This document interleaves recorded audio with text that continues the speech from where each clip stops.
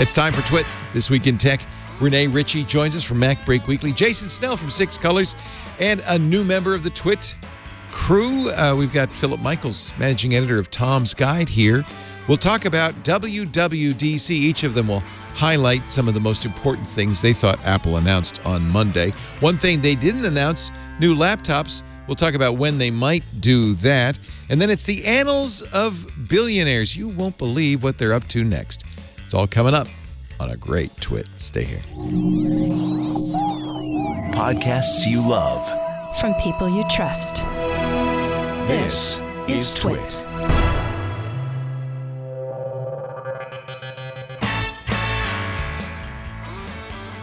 This is Twit, This Week in Tech, episode 827, recorded Sunday, June 13th, 2021. Weather balloons and swamp gas. This episode of This Week in Tech is brought to you by Amazon Pharmacy. Amazon Prime members can save on prescription medication when not using insurance and get free 2-day delivery. Learn more at amazon.com/TwitRx. And by Indeed. Get started right now with a free $75 sponsored job credit to upgrade your job posts at Indeed.com/Twit. Offer valid through June 30th. And by Our Crowd. Our Crowd helps accredited investors invest early in pre-IPO companies alongside professional venture capitalists. If you're interested, join Our Crowd for free at OurCrowd.com/Twit.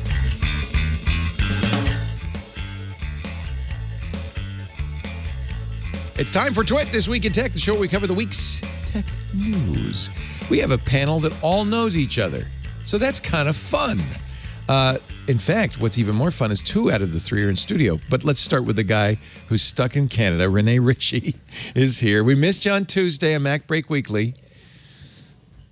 I'm just so jealous that all of you, fully vaxxed people get to hang out in meat space again while I'm stuck here behind a closed border with a half vax and no studio space. So nice. But we'll get there. Yeah. We'll get there. And Give we them all the missed you hugs on from Tuesday. I take it because you were getting lots of information from Apple during WW. Days and days and days and days. But that's the job, Leo. There's a smile into it. lot to talk about from WWDC. So we do have a little bit of an Apple-centric panel, including Jason Snell from Six Colors. Oh no! Well, in studio. I'm here.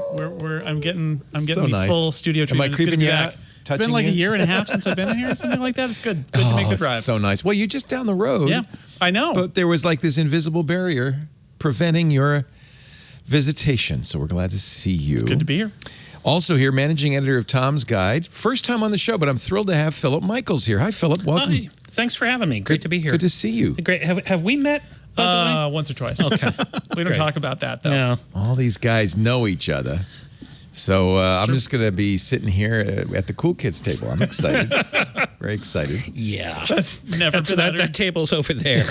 Oh, you mean this is the Outcasts table? The one I usually Now sit you're at? getting it. Yeah. So I'm People going that to... Craig FaceTimes. Elephant in the room time. Apple... well, it was funny because John Prosser was absolutely adamant, Apple rumor monger, there will be new Mac laptops on Monday. He's already shaved his eyebrows. I don't know what else he can shave, but Love to Dream Monday morning before the keynote said no new hardware. So it was like a battle of the rumor mills, and Love to Dream won. There was no new hardware. But then something interesting happened. Apple posted the keynote on YouTube, and among the tags, M1X and MacBook Pro M1X. Are they messing with us? Are they messing with us? They're trolling. So who does those tags, first of all? Do we know? Is it some is it Serenity Caldwell? It's not, is it somebody? It's not Jaws. No, it's not Jaws. We know that for sure. It's some guy, some peon, It's right? someone in the marketing department. Sure. Right. Why would they have put those tags in? They must have thought at the time. They got a new book on SEO and they're just itching to try it out. Yeah, I think it's entirely possible that at some point they thought that those products might ship at WWDC or at least be announced. Talking to developers, Pro Macs, the developers love Pro laptops. But, not only is it it would have to be a brand new chip. They've only done the M1 for Apple Silicon, so are they ready for that? And there have been so many supply chain constraints across the whole tech industry, and they said specifically that the Mac has been constrained. That is it surprising that perhaps a lot of companies are not able to ship these products when they want? We will never know probably whether they were really planning it. It would have been a good time, but I'm not surprised they didn't have Stephen hardware. Hackett on Six Colors, your blog, Yep. said 65%. He did the math. Very enterprising of him. Yes. 65% of WWDCs have announced new hardware. In the last 20 years, and in the last 10, it's about 50-50. So it's not, the people who say there's never hardware at WWDC, that's not accurate. It's sort of I'd say these days it's a 50-50 shot. But what happened? Did somebody... I mean, it's very puzzling to me because this is a pretty well-run company. Somebody forget to send a memo down to the basement that we did. to John Pachowski, right? So that BuzzFeed could say, "Don't expect any new hardware." We didn't release the laptop, so take those tags out. Or they obviously did the tags before the keynote. Sure. Right. So, and by the way, the last keynote, Alex Lindsay, who has an eye for this on MacBreak Weekly, said there were 2 jump cut edit points, which I think were something that was snipped out, that they had, it was in, and because they didn't have time to do those fancy transitions they did everywhere else. I didn't think to look for jump cuts in this keynote, but I think it's credible at this point that they had something in there. Remember, this is all pre-recorded, and they cut it out. 15 minutes shorter than 2 hours, Leo. That's the other big conspiracy theory. You can go all the way to the end of the hour. And Apple cuts things at the last minute from its keynotes. All the time. All the time. I remember that one Macworld Expo keynote in New York that I want to say 2002 was one of the last ones there. It felt very brief, and it apparently they had cut something at the last second. So I wouldn't be surprised if they were pushing it right to the moment when they thought that they could have the hardware and have a ship date, and then just decided, no, we can't include It's that. very possible. In fact, a lot of people predicted that they would announce it and say, but you won't be able to order it till August or September. Well, I think it would be entirely possible, right, that what they want to do is they want to have a limited amount of time before the pre-orders and then a limited amount of time before it ships. And they've been playing a little bit more loosely with that and saying, okay, maybe it's 3 weeks and maybe it's 4 weeks after that, but they want a timetable. And I think if you're Apple and you're looking at, even if you're already making them, but you're having supply problems and you realize you're never going to be able to fulfill demand, maybe you just say, well, let's wait. Our developer conference gets enough focus, right? Literally, Apple doesn't need hardware in order to make people pay attention to them. And they can always call another event and do another event, especially now when they just have to play a video on the internet, and that's all they have to do. This almost lends itself to that kind of thing. I will say there was a moment where I think it was Craig Federighi mentioned something and said, we'll have more on this later. Or there was this weird forward promotion of something, and I thought at the time, oh, well, that's because there's going to be hardware later. And yeah, we did too. We were sitting there saying, oh boy, didn't happen. No. So much expectational debt.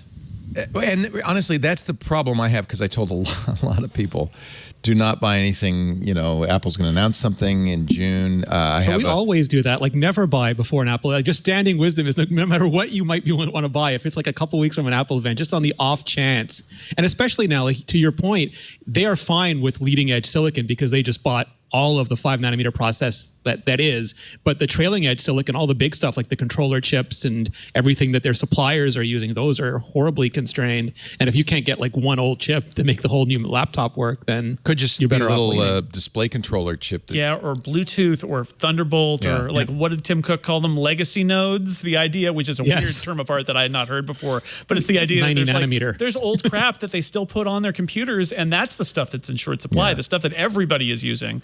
Apple's got it locked down when it's stuff that just Apple is using. So if we were able to see the top secret Apple roadmap for Apple Silicon, this would be a lot. We'd be dead now. We'd be dead. The one tattooed on Johnny Cerrugi's back, right? We'd be shredded. But even he can't see it. We'd all be locked in Canada. But it would be perfectly sensible that this would be the time you'd release those kind of. And by the way, I like the name M1X. That makes a lot of sense. That follows the naming convention. 1 year anniversary of the announcement of Apple Silicon to be the perfect time to show off something big and flashy. Plus, you want to get laptops out right about now. People make buying decisions for the fall, for school. Right. So it wasn't at all a leap to think that Apple might announce them here. And it's also, because of chip shortages and COVID, not at all surprising that they couldn't. But now what happens? Does this push the whole roadmap back? Do they announce a lot of stuff in September? They're not going to do anything in July and August, right? That's the dog days of summer. You don't announce anything. I don't know. They could, but if they're redesigns, they wouldn't. Like if they're not redesigns, Apple just drops Macs whenever they feel like it. They've done it in July, they've done it in August, they've done it in November. These are supposed to be redesigns, and they need time. Well, they want to strut. Yeah, I think they could do August, and if that's what ends up happening, then great. Or even July, but it's more likely that they'll make it into a fall thing. And remember how many events they did in the fall last year? I mean, we could be headed for something endless like that again. Yeah. So nothing. 3 episodes. It was like a Disney Plus show. We're probably done for the summer. I don't know. I mean, if they want to get it out in 3 weeks, they could. I mean, they could do it at any point. I think maybe we overthink this a little bit. Like literally, if Apple gets enough that they can put it on sale and it's brand new MacBook Pros, people are going to love that. Apple Silicon MacBook Pros, they're going to be really excited. They're going to sell a bunch of them. Nobody's buying the existing MacBook Pros now, right? Because everybody who would buy a Pro laptop knows what's coming, which is Apple Silicon versions of those. That's another reason why you're in a hurry, isn't it? Yeah. So on one level, you'd be like, you don't want to do the Osborne effect by pre-announcing it, but like they kind of did the Osborne effect already by saying they're going to transition away from Intel. So at this point, if you feel confident you could start selling them late July or sometime in August, maybe you do. I don't know. My nephew is a graphic design artist, just graduated from the Rhode Island School of Design. Congratulations, Will. Very talented. Congratulations. Going to his first internship, his first job probably. He needs a new laptop. He's got the 2015 MacBook Pro. I got him when he went into high school. My mom and I were going to buy him this 16-inch. His future employer, or at least intern guy, said, oh, you really want a Radeon 9500 MX? I said, no, you don't, because that means you'd be buying the Intel i9 MacBook 16. Or do you? I think that's dated information. Is it? Can we assume that what I'm using right now? Well, and we have plenty of them. There's one across the hall. I gave mine to my son, who's using it for video editing for his TikToks. That is right now the fastest MacBook, I guess. Although with Adobe coming out with native M1 software, it's the biggest MacBook. We can say it safely. It's the biggest MacBook. Will the graphics capabilities of the M1X rival that of the discrete graphics of the top-of-the-line MacBook Intel? Well, keep in mind we don't actually know what it is, right? Like we don't know exactly what that chip. Wouldn't Apple have to aim for that, though? But yeah, I think so. I think that they're going to want to have a lot of GPU cores in there. And then the question is just how well does Apple's graphics performance scale when they increase the number of cores, right? If they go from 4 to 8 or 8 to 16, what does that mean? And the rumors are that it could be quite impressive, but it's their first take on it, so we don't really know. Unknown. Especially with the WWDC stuff, because they were talking about ray tracing on Apple. In general, they were talking very philosophically about ray tracing and other high-end graphic functions in some of the sessions. Kind of implying that, don't worry, you're going to be covered. I mean, I don't think they're going to do an eGPU that'll run. Imagine this on twice the course, 4 times the course. Just imagine. Don't think about it too much, but imagine. Yeah. So I'm sure Apple didn't want to do this, but there are, as a result of this, there's a whole bunch of unanswered kind of things floating in the air. But I think we're going to have to wait till the fall. However, I don't want that to overshadow the fact that they announced a lot of really good, interesting stuff. That was a very jam-packed hour and 45 minutes. I joked last week we can't even cover, or I guess it was on MacBreak Weekly, we can't even cover in our 2.5-hour podcast everything Apple talked about in an hour and 45 minutes. It was a jam-packed episode, or a keynote. I don't really even know where to start on this. So let me do this with each of you. I'll start with you, Rene. What were I'll give you 2. I was going to say what's the most important thing Apple announced, but what are the couple of, or 3 if you need to, things that Apple announced on Monday that you think are important? So, I mean, just personally, my favorites are and beyond the accessibility stuff that we saw come out before WWDC, but just the privacy stuff, the way they continue to push forward, much to Facebook's chagrin, things like divulging all the URLs of every app that's trying to, hook your data into some other source, doing things like intermediating email, intermediating IP addresses, all of that, I think is, as an option, is absolutely terrific. And then I've been a longtime fan of extensibility and continuity. I think those came out with iOS 8, and those were, I think, one of the most transformative things that Apple has done in terms of mobile software. And just to see them continue to push the possibilities, like the interface possibilities of continuity with things like universal control, I think that's terrific. And the more stuff they can do like that, the more value they just bring to people who do have multiple parts of the Apple ecosystem.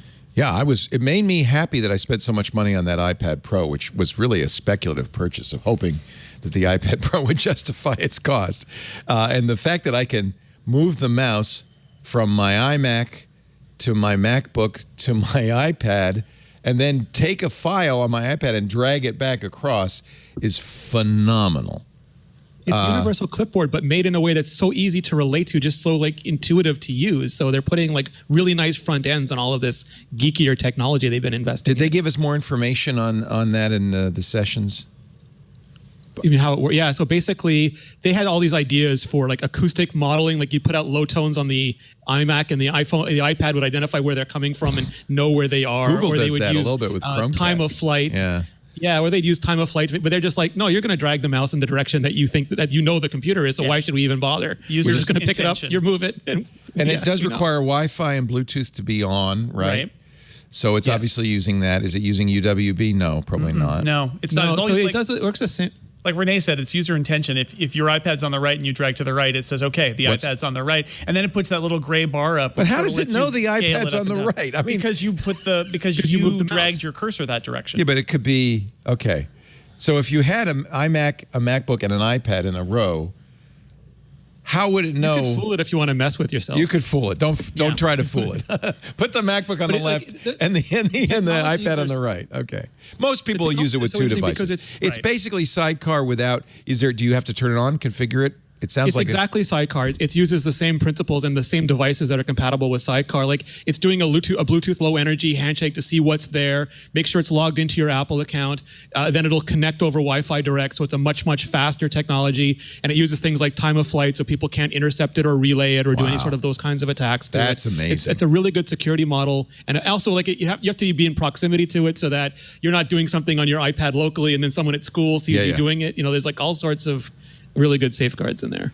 And of course, the first thing that people say, and the first thing that came up for me, is this is a great ecosystem play because, of course, you can't do it with any other device. And I think the right ecosystem play, in a way, you mentioned Sidecar. Sidecar is this idea where you basically can turn an iPad into a Mac display, right? But it's still the Mac display, and you're still controlling it and running your Mac apps. And you can use the pencil and stuff, but mostly it's just using it as a third-party display. It's just like extra monitor for my Mac. Right. And this is not that, right? This is, you're still using your keyboard and your trackpad. I love this. But when it's on the iPad, you're using the iPad and the iPad's apps. Yes. And when you're on the Mac part, you're using the Mac and you're using the Mac's apps. So I think it's actually a much better approach than just saying, well, what if your iPad turned into a dumb monitor for your Mac? Which that's is what the first Sidecar step. was. But this is which you can do now too with the Mac, with AirPlay to Mac. Like they've made everything co-equal. Sure. You can take over your iPad, you can take over your Mac, you can just use both. And this is we got to make up a term for what Apple does all the time.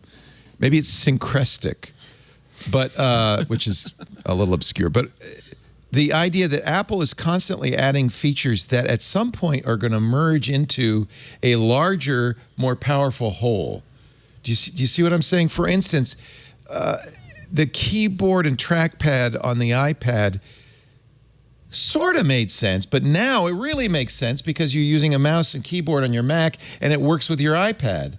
It's things like that Apple's really good at, and this is why I think there's a secret, very detailed roadmap because secret plan to fight inflation. And I know at the end of the line of the roadmap is some sort of weird AR spectacles in a car, but you can see it kind of happening bit by bit, and I love it when you actually. when a plan comes together. I think I love it when a platform comes together. That you use that line, And that's exactly it. They have big plans and pants to match, I guess. And that's a reference. And I think like one of the stories of this event, if the same question to me that you asked Rene. We haven't gotten to each of you. We're still on Rene. Is the idea that as a Mac user especially, I'm so used to Apple product announcements being, here are some features for the iPad and the iPhone, and here are some features for the iPhone, and here are some features that, and this feature will sort of be on the Mac, but not, and then, oh, let's talk about the Mac. Here's a totally different thing. We're playing catch up over here, and then we've implemented this thing, but not all the way. And those days feel like they're completely over, and it's because Apple has spent the last few years unifying these platforms to the point where now when they roll out a feature, it just rolls out to all of them. Like the FaceTime stuff is on iPhone and iPad and Mac. So many of these features, they're 100% on the Mac, just like they are on the iPad and the iPhone. They move in lockstep, and you know that was their plan 5 years ago, and they looked at their platforms and they said, we can't do this yet. We're not even running, some of our base software has drifted so far apart that we can't even do it. And they seem to have gotten there this year. It's funny because they threw a little misdirection, and by naming each device has its own name for its operating system, even though they're all iOS or macOS, but it's iOS, iPadOS, watchOS, tvOS. But when you say platform, you're saying the Apple platform. Yeah, the super platform, right? That this is, especially for their three main primary computing device platforms, the iPhone, the iPad, and the Mac. They're all moving together as this kind of like overarching platform. Should Mac fans take this as a good sign that the Mac persists in this, that it's as important, it's a co-equal? I would, because I got really tired of seeing Apple introduce really whizzy features on iPhone, and then the Mac got a bad version of it 2 years later. Yeah, exactly. No, what they really should have done during the keynote is just rerun all the announcements like 3 times. Where you getting it yet? Yeah, and now we're doing FaceTime, like we were doing with the other platform. One of the parts that's so interesting though is they got their own custom silicon now. Like one of the things, like they merged a lot of the software teams years ago. Like the Messages team is now a Mac and iOS messaging team, but because they were using AppKit on the Mac and they had different frameworks and all these things, and they had to use Intel and AMD or Intel integrated, it still took a long time. It was extra effort to do everything on the Mac. And now they have M1 on, like, Apple Silicon across all these platforms. We got things like live text using a neural engine to, in real time, go through and make all your text editable, all your text selectable, all your text actionable, and they can just put that on the Mac. They don't have to rewrite that for Intel for 6 different years of Intel chipsets and Intel integrated GPUs and AMD potentially GPUs, offloading all that, which is a considerable amount of effort. And to Jason's point, we would get that next year, maybe the year after, maybe never on the Mac. And this year, we just got all of those neural engine features for free on M1 Macs because it's the same chip that's in the iPad and the iPhone this year.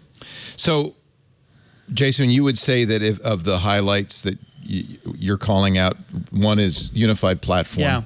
Anything else? I'll throw out a super nerdy one, but I think maybe listeners of Twit will appreciate it, which is shortcuts on the Mac. Very interesting. And there's so many, I mean, first off, it's just what we were talking about, which is this is an app that's existed on iPhone and iPad, and bringing it to the Mac. It's an app they bought, by the way, right? Yeah, they bought it. It was called Workflow. It was a third-party app that we couldn't believe was even allowed in the App Store, and then they bought it, and they made it a part of the Siri team, and they rolled it out as shortcuts. But they rewrote it this year in SwiftUI, their sort of new cross-platform interface development environment, and that goes across all the platforms. So actually, the interface is new on the Mac, but that same interface is also now on the iPad and the iPhone. And what they said was this is the future of user automation on the Mac. And if you haven't been paying attention to Mac user automation, most people haven't, you know, Sal Segovian stood up on stage when they launched Tiger. So that was, 2005? And they introduced Automator, and since then, kind of nothing out of Apple in terms of user automation. That team got disbanded. Sal. Yeah. And so what now we see is that they incubated the shortcut stuff on iPad and iPhone and are taking that step to the Mac. And it's not the baby version of automation. It runs shell scripts, it runs Apple scripts, it runs JavaScript. Is it OSA script compatible? Well, because it's running scripts, it will run the OSA, which is the open scripting architecture that's running on Apple's platform. So Apple script and JavaScript, basically. Right. It will run those, but it'll also run, a Perl script, a Python script, anything else. Very exciting. A shell script, so all the stuff that you could do on Automator. And that's what you do in Automator or Apple script before. Sure. You can call out to any script to run it. That gives you infinite capability, basically. It really does. There's nothing you obviously, can't do. that won't work on the iPad because there's no command line and there's no shell access there. Right. But on the Mac side, they've replicated but that's the all risk, the features of Automator. You don't want to fork this. So what you'd like to do is have shortcuts have the same capabilities across. the board. Right. I think the idea there is that the platforms are different. So some of the ideas like opening Windows on the Mac is not a thing you do on the iPad, but you can open multitasking instances on the iPad, and you can't do either of those things on the iPhone. And one thing that I haven't played a lot with, but one of the blocks in shortcuts is device name. So you can write a shortcut that says, "Is this a Mac? If so, do this. Yeah. If it's an iPad, do this different thing," and write one shortcut. It syncs across iCloud. Is it over for AppleScript and Automator, or? AppleScript, I wonder about the future of scripting on Apple's platforms, because AppleScript is really old. It's from System 7 era. And they only kept it around because there were legacy applications. Well, and there are a lot. Preprint and so forth. The challenge is AppleScript allows a level of detail that I'm not sure Shortcuts is providing access to in individual apps. The moment that Shortcuts, if they make a drive towards saying, no, we want everything that you can script, and that goes down to like a line, you move the cursor one character over in a text editor, stuff like that you can do in AppleScript. If you could do that using Shortcuts, I think they would probably feel... Just say, but when they say it's a multi-year transition, I think that's why, because this is step one of a whole lot more. But it's very exciting because in doing that, they also brought over everything that Automator was capable of doing and built a version of that so that they could import Automator workflows on the Mac. All those functions also run on iOS now. So you can do all sorts of stuff on the iPad using shortcuts that you couldn't do before because they wanted to bring up parity with the Mac version. It would be smart to learn shortcuts at this point, it sounds like. I think so. One of the problems, and this is because we're old Mac old-timers going back to 1984, so we remember all this. But with AppleScript, the idea was applications would provide a dictionary of capabilities, and AppleScript could hook into that. But fewer and fewer applications do that. Exactly. It just died off. And instead, what you've got on iOS is something called Intents, and the Intents framework. And it's the same idea. It's what can you do with this app, and then you can furnish that out for someone else to do things with the app. Yeah, so that's good. That's a good architecture. It's a forward-thinking architecture. I agree with you. I think that's going to be an interesting and very big change. Philip, what do you think? Now, your article on Tom's Guide said Apple's walled garden just got even higher. Yeah. Is that a good thing or a bad thing? It's a good thing in that, as Jason was saying, all the different devices are working together in concert, and you there's a seamless... It's a good thing if you live in the ecosystem and you're happy in the ecosystem. If you live in the ecosystem and they're happy, it's great. If you ever think about wandering off to use someone else's stuff, the MacBook Air in front of you here, I'm not really happy with this machine, and I wouldn't mind experimenting with other platforms and with other laptops. Oh, you're Linux curious, aren't you? I can tell just by looking at you. But boy, oh boy, I'm not going to do it now if the Mac OS and the future and the iPhone OS are gonna work together. It's funny. I have the same problem because I love Android, especially what Google's doing now with Android 12. I'm using Linux right now. I love Linux, but there is a lot of disincentive.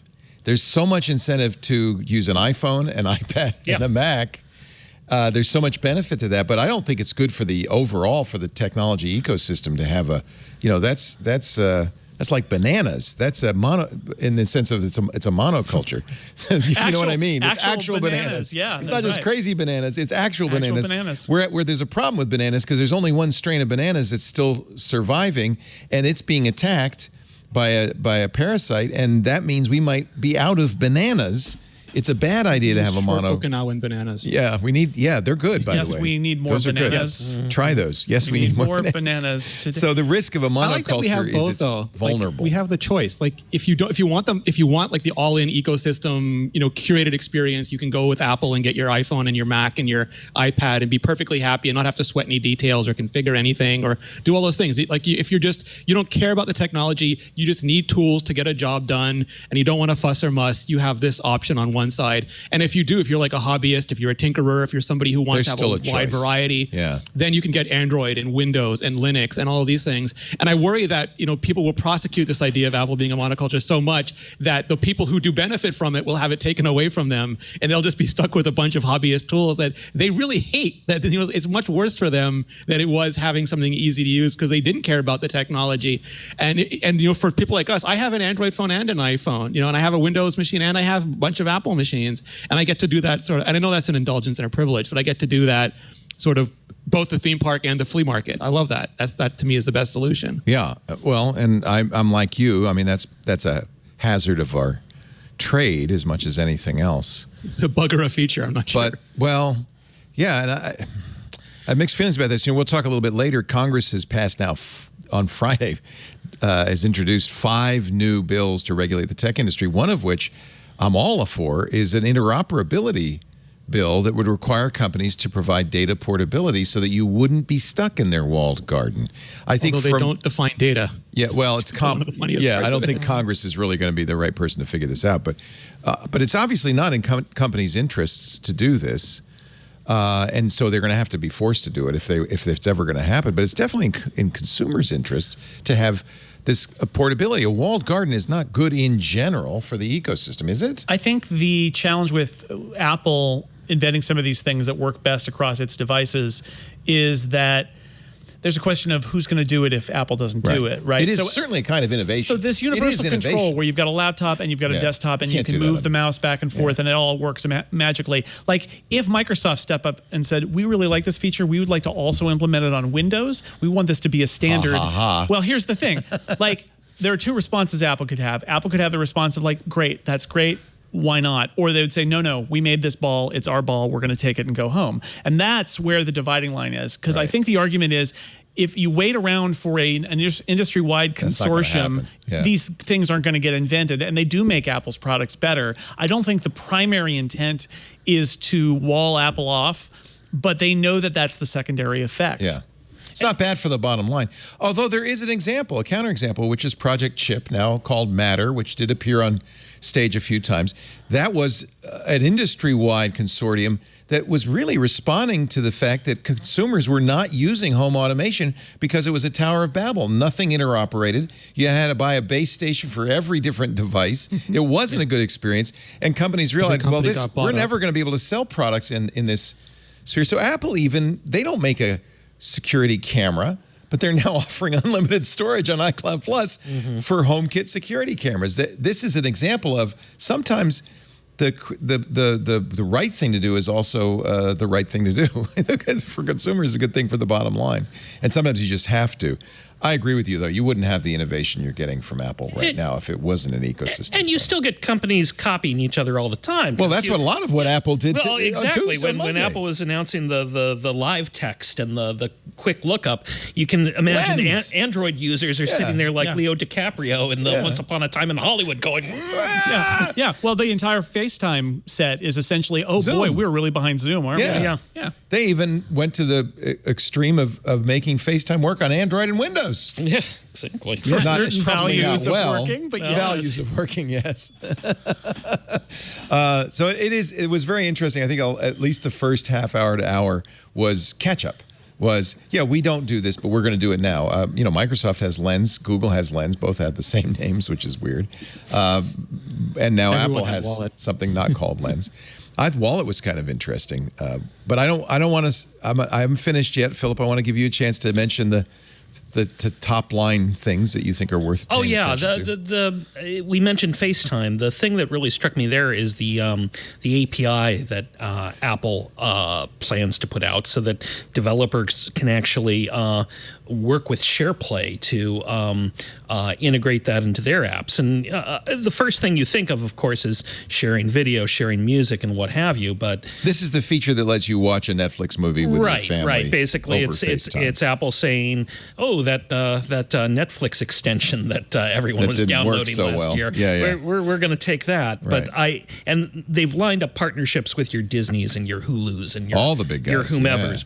I really see a lot of developers taking that tool and running with it to integrate SharePlay into their apps. I can see dating apps having a field day with that sort of thing. My goodness, to make that an extra feature in their application. When I see these features, I think, it's too bad that the pandemic's almost over. It took you a year to figure this out, and now the pandemic. But now I realize the pandemic may be over, but people still are going to stay in their houses. It's over in the U.S. And that's true. It's a worldwide phenomenon that continues. But everyone else is using the whiteboard. We're going to use that whiteboard version of SharePlay all day. I'm not sure people are going to go back to dating in real life. I think there might still be a lot of virtual dating, virtual schooling, virtual work, because a lot of people realize, hey, this isn't so bad. I might want to keep doing this. In fact, this is going to be I foresee this being a big problem for companies. with employees who don't want to go back. In fact, Apple employees wrote a letter which got leaked out saying, "We don't. You think we all want to come back to work, Tim? We don't." They said, "You're not listening, Tim. You're writing lines in your company-wide memo saying we're all looking forward to getting back together in the same building, and we're not." I don't know how widespread that revolt is at Apple, but I hear from other companies people are quitting rather than going back. And it depends on Slack, and it destroyed their universe. It depends on what the job is, right? Like obviously there are jobs at Apple, especially if you're building products that are probably only really well done in person, but there are also jobs that are marketing or writing or documentation or things like that that you could do a distributed workforce and it would probably be fine. The problem I had with Tim Cook's announcement was it seemed very one size fits all. That doesn't necessarily mean that's actually how it was inside Apple, but it seems like maybe it was perceived that way. And there is a little bit of a fallacy in saying what we learned from the pandemic is that you can work at home 2 days a week, but you still have to come in to the office the other 3 days, because not everything we learned from the pandemic was it's nice to work at home. Some of it was it's really expensive to live in the Bay Area and I can do my job from somewhere else. And that wasn't addressed in the memo. So it's going to be a challenge. Yeah. I mean, housing prices up here have gone through the roof. Marin, too, because people don't want to live in San Francisco and they don't have to anymore. Right. People are moving to Nebraska. I like corn. And corporations are buying all the houses anyway. We're going to be a nation of renters. That's an interesting thing, too. I saw that the other day, that a lot of the houses being sold are not being bought by individuals, but by companies. What are they going to do? Is it like Airbnb? They're going to rent them out? No, they dislike the idea of people having generational wealth, so they figure they'll remove that by just making we don't want that. That would be a bad thing. No. We want to keep you under our thumb. They're running out of ways to extract the money, Leo. I mean, they can't. If they only have 80% of the wealth, that's not enough. You got to have 90% of the wealth in the country. I'm trying to think of what I thought was very exciting. You guys have mentioned really actually all of the some of the things I was really excited about. As an old guy, I kind of like the idea that I can have a legacy administrator take over my accounts after I pass away. I thought that was very interesting of Apple to announce It's that. funny that they phrased it in that way, because what they really did is sort of announce Apple ID reform, but they did it in a very targeted way. Sneaky. Because they've been, Apple IDs. They needed to fix that. Were iTunes IDs, and they were really just there so that you could buy DRM music on iTunes, and it's evolved into this passport for their entire ecosystem, and there's still parts of it that have been way behind and really kind of broken. And those announcements about not just your legacy, so if you die, you can designate somebody before, not in that order, by the way, you can designate somebody to take care of your account after you die, but also that you can, if you lose access to your account, you can have designated somebody who will be able to get you back in. And these are problems that have been huge in terms of supporting people who are in Apple's ecosystem for years now. And it all goes back to the fact that it really wasn't designed to be this. Wasn't a good system. And those are major reforms that are going to stop a lot of people from losing their data, their photos. I get calls all the time from people with Apple ID woes. Yeah, and a lot of times the answer is we can't get you back in, and Apple can't get you back in, and that's what this is all about. They had a big problem a few years ago where, like, around the iOS 7 time, the InfoSec nerds won. They won everything. They ran rampant through, like, two-factor everything was fail secure. So if any problem happened, you were just locked out. Apple couldn't help you. Anybody couldn't help you. And a lot of nerds love that. Like, literally just... Because we know it's secure, not because we love how it works. But it's not, but the thing is that for most people, and I learned this from Dave Nanian, he sat me down and said, please stop this, because this is not how humans work. Right. When it comes to backing up important things, most people's fear isn't, someone's going to steal this photograph, is that I'm going to lose photographs of my wedding, of my children, and you have to have fail safe. Like his whole thing was, don't encrypt your backup drives, please.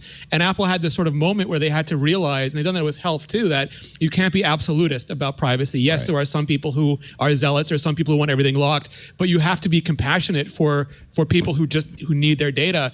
And that's why we got the new version of two-factor that had you didn't have to keep that recovery code printed out, and if you lost it, that was it. All your stuff was gone forever. Now it does create a risk, because maybe people can subpoena it, but they can help you recover it. And now one step further, your legacy or recovery contact. So the InfoSec nerds are going to be super, super angry about this. We'll see articles about it, but I think the humans sort of won this one.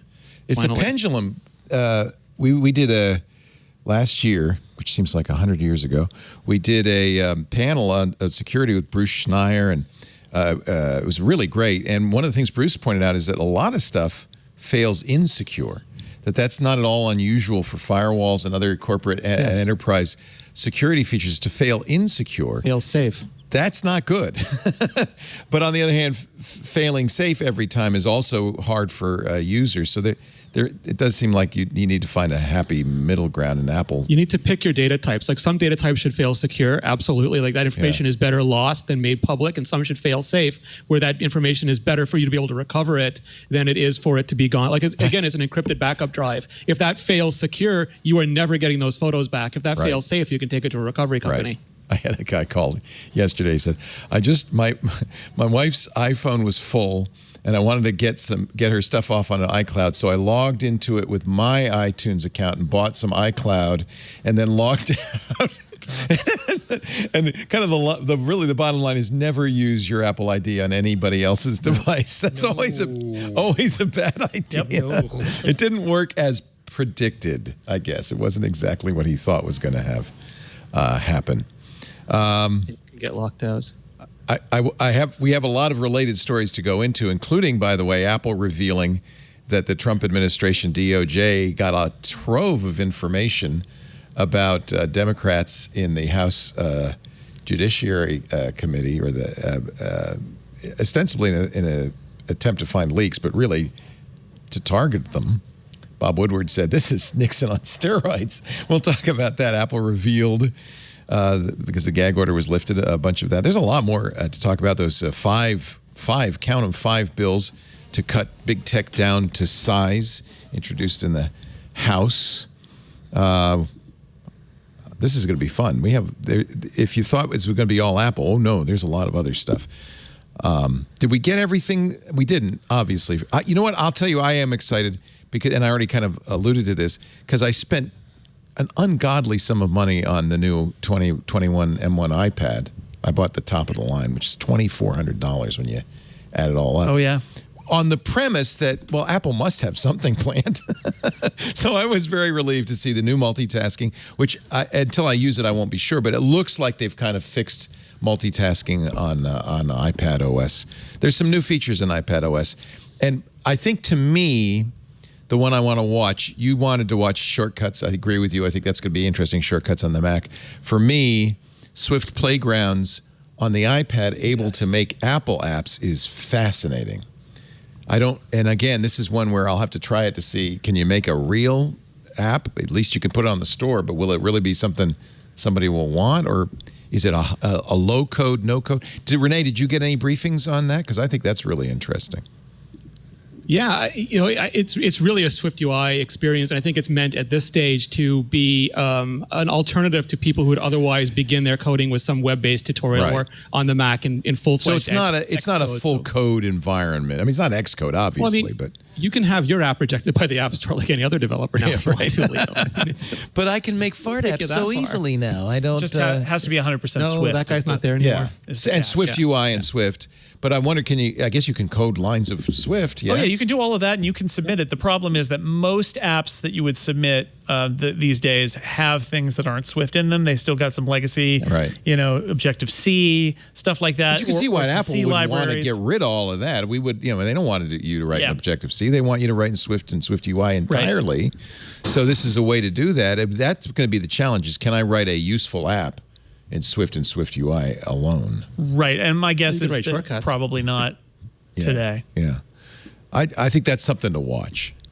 I really do. I think that's going to be very interesting. And Xcode in the cloud, I think, is going to be huge over time. There were a lot of interesting developer stories. Yeah, but I think this one is particularly interesting because we've all been wondering about how Apple's going to bring Final Cut, or how Apple's going to bring Logic, or how Apple's going to be bringing Xcode to the iPad, which has a very different set of interface realities around it. And also, like the amount of RAM, the amount of storage you can get on those are very different than the Mac.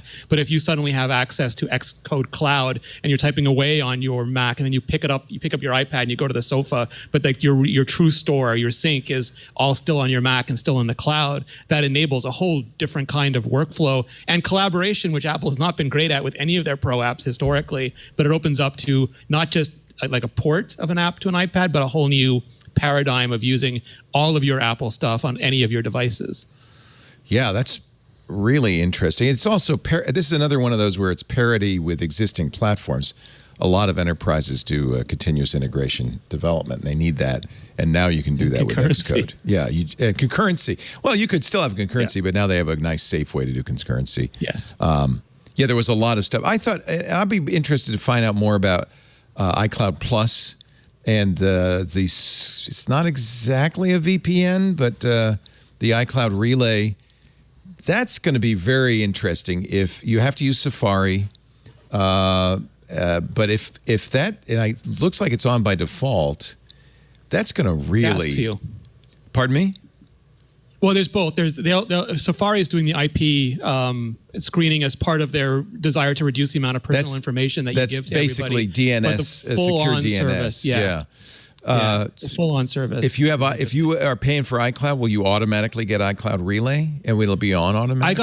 I just got asked. It popped up and said, "Do you want to use it?" And then I said yes. And the same with the Mail. And the Mail one is fascinating to me too because they're not using machine learning to try to guess what the tracking pixel is and then remove it. They're opening the full Mail encrypted on their side and then giving you a picture of it. Oh, so every Mail client everywhere is going to think it's 100% open rate for every email they send to any iCloud user from now on. Yeah, because many email clients, including plenty available for iOS and macOS, don't allow tracking pixels. That's an easy thing to do. My client doesn't allow images of any kind.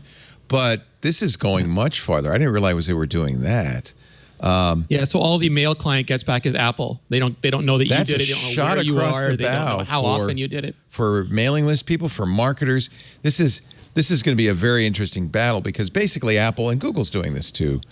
Are saying, well, first party's fine, but anything other than first party information, it's not going to be allowed on our platforms. Facebook's going to have a whole new newspaper ad.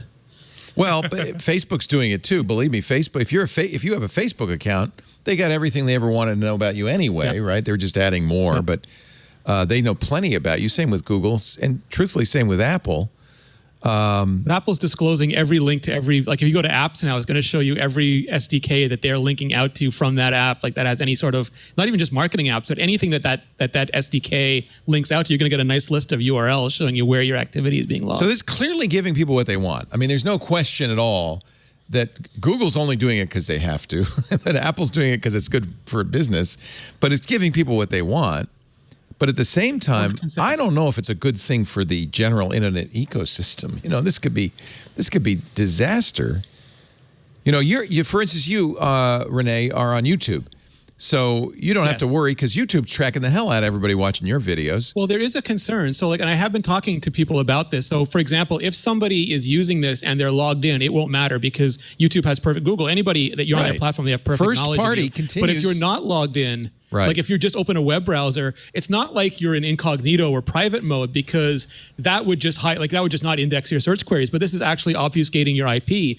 And Apple is smart enough not to completely obfuscate it. Like it's still going to show that you're in Petaluma because there's a whole host of internet information that's useful to you if they like for deliveries or for where hotels are. Like knowing where you are in general is good, not just So there's a little switch that you have. I understand. I haven't played with it. You have. There's a little switch that says, "Yeah, I want general location information passed along." Yeah. Right?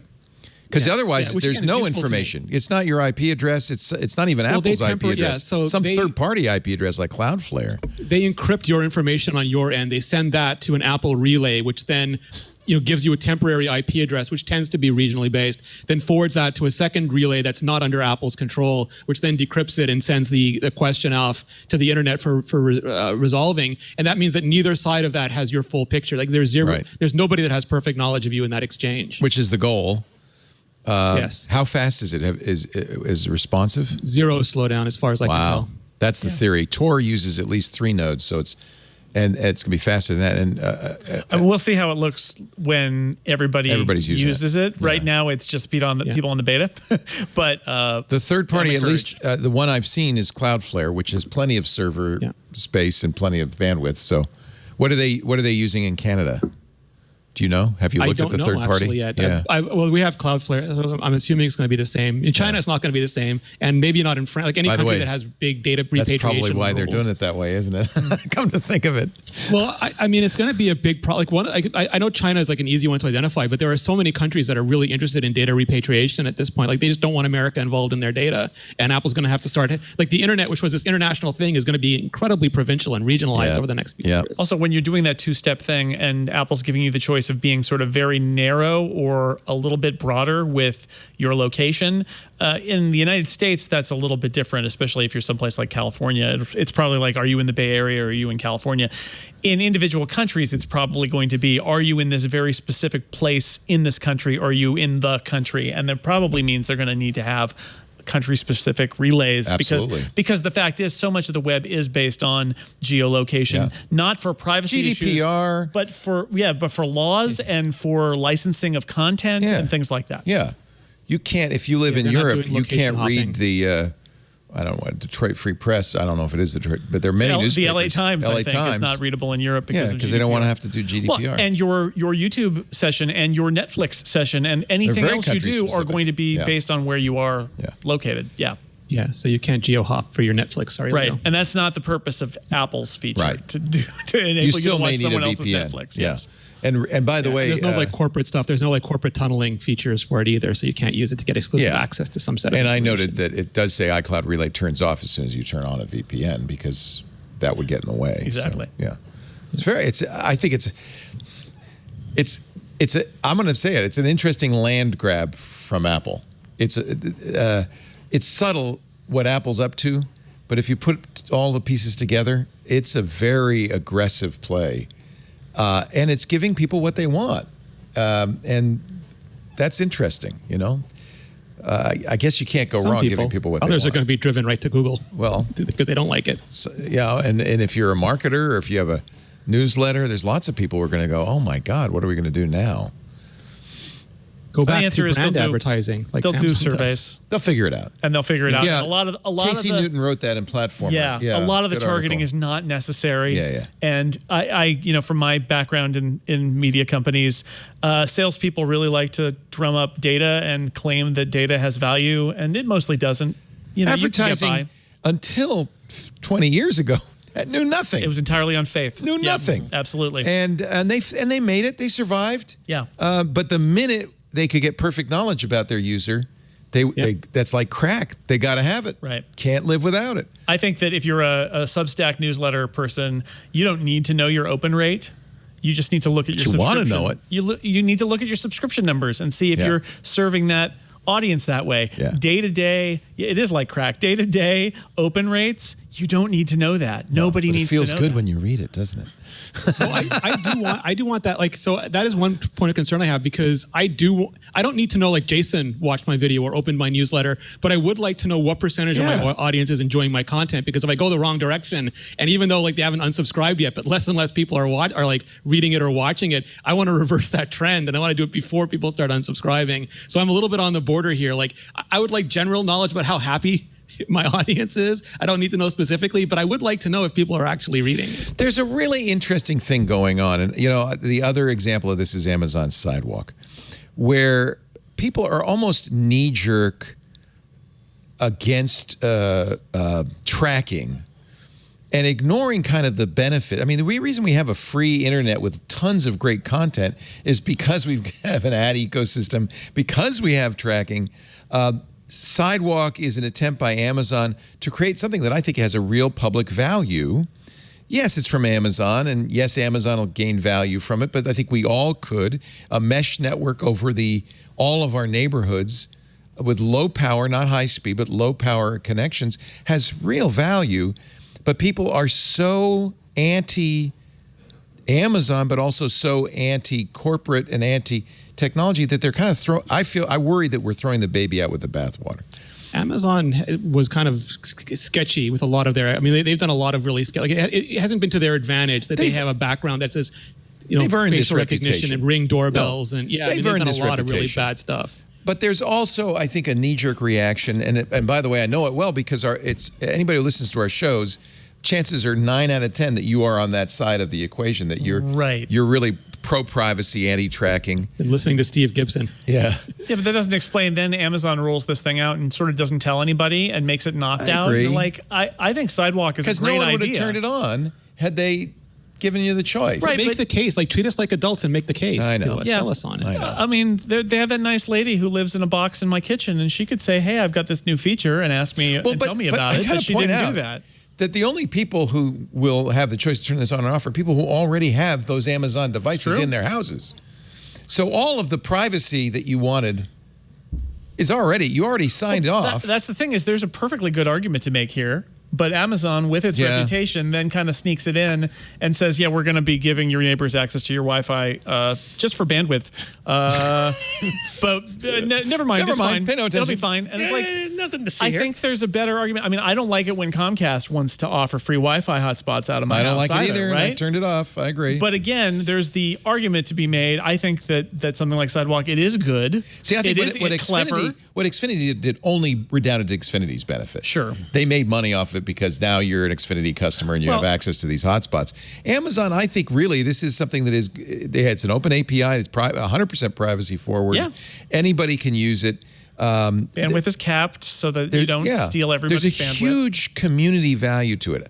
Maybe the issue was simply positioning, but honestly, that's too bad because we're going to miss out, I think, on a lot of things that could make our world better because people are so knee-jerk afraid of it, and maybe these companies aren't good at expressing it.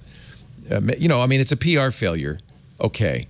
Yes. But that's a shame. We're going to educate us. Like they have time. They can educate us. They could go out. They could start doing a proper educational campaign. Start it on Monday. I would love it. It would be fantastic. So, as far as I can tell, Sidewalk's dead in the water because enough people now know about it, and there's such a reaction to it that it's over. And I think that's a loss. To Jason's point, they have Alexa 0. Like they have endpoint 0. They could have a whole fresh opportunity if they just get their act together. Well, maybe they will. Maybe there is a lesson to be learned. Meanwhile, Jeff Bezos is going off in space, so you can wave goodbye. See you later, suckers. Yeah. Well, he saved so much money on taxes that he can afford to go off into space. It's funny, and I don't know what the story is. I'm going to have to really start reading the ProPublica stories on this tax thing. But Jeff Jarvis was very upset. He said Jeff Bezos has paid over 20 years, billions of dollars in taxes. There were some years where it was 0, but those were offset against losses, and he paid taxes in the other years. And it's really not fair to cherry pick those years where he didn't pay taxes because he paid billions on other years.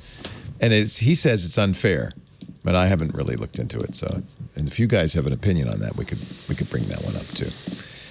But I do need to take a break because I don't want to be like John Gruber. We're only an hour into the show. Your shirt fully buttoned. These guys before the show were talking about how when you're on Gruber's podcast, you're about an hour, 2 hours in, you realize he's still got 4 ads to do. That's right. But the same thing happens here. We were too polite to say that it's also about you. The same thing happens here. Here we are. It's happening right now. Our show today brought to you by, guess who? Amazon. Oh, perfect. This is something I have used because we had, PillPack was a sponsor for a long time.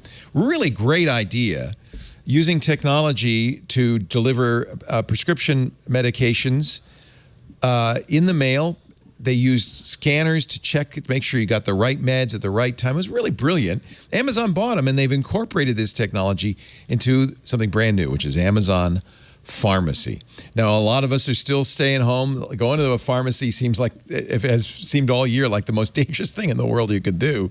Amazon Pharmacy solves the problem. It saves you time. They work with your doctor and delivers medication to your door. You get the meds you need without leaving the house. One less errand, more safety for you. And it really is an amazing technology. So, it's absolutely easy to use. Your doctor's office could just send your next prescription straight to Amazon Pharmacy. By the way, they do something extra that your pharmacy may not be doing. Amazon Pharmacy coordinates with your doctor to make sure it's accurate. They're really focused on getting you exactly the right medication and the right dosage. You can use your insurance. Of course, Amazon Pharmacy works with almost all insurance plans nationwide. Of course, it saves you time because you don't have to go to the pharmacy. Honestly, I haven't been to the pharmacy in years. I love this idea. No more waiting in line. Just have it come to your door.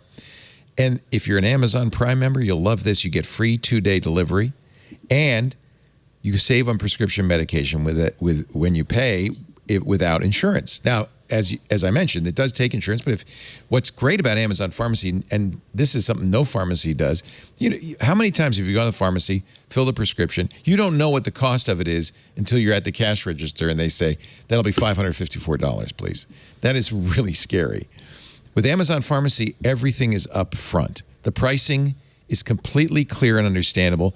They will tell you what the cost of the medication is, what your insurance copay is, and if you're an Amazon Prime member, what you'll pay without insurance, and you choose what you want to do. Your privacy absolutely always protected. The medical information that you give Amazon Pharmacy is never shared outside the pharmacy. You can always speak to a pharmacist, and I mean 24/7 always speak to a pharmacist, whether you have questions or need advice. This is exactly the service I really got used to with PillPack, and I'm really thrilled Amazon acquired them, and they've introduced Amazon Pharmacy. Amazon Prime members can save on prescription medication when not using insurance. And, of course, as a Prime member, you'll always get free second-day delivery. Learn more at amazon.com/TwitRx. Please use that address so they know you saw it here. That's the only tracking we can do. Just use that address, amazon.com/TwitRx. Amazon Pharmacy, brand new and very nice, I have to say. Very impressive.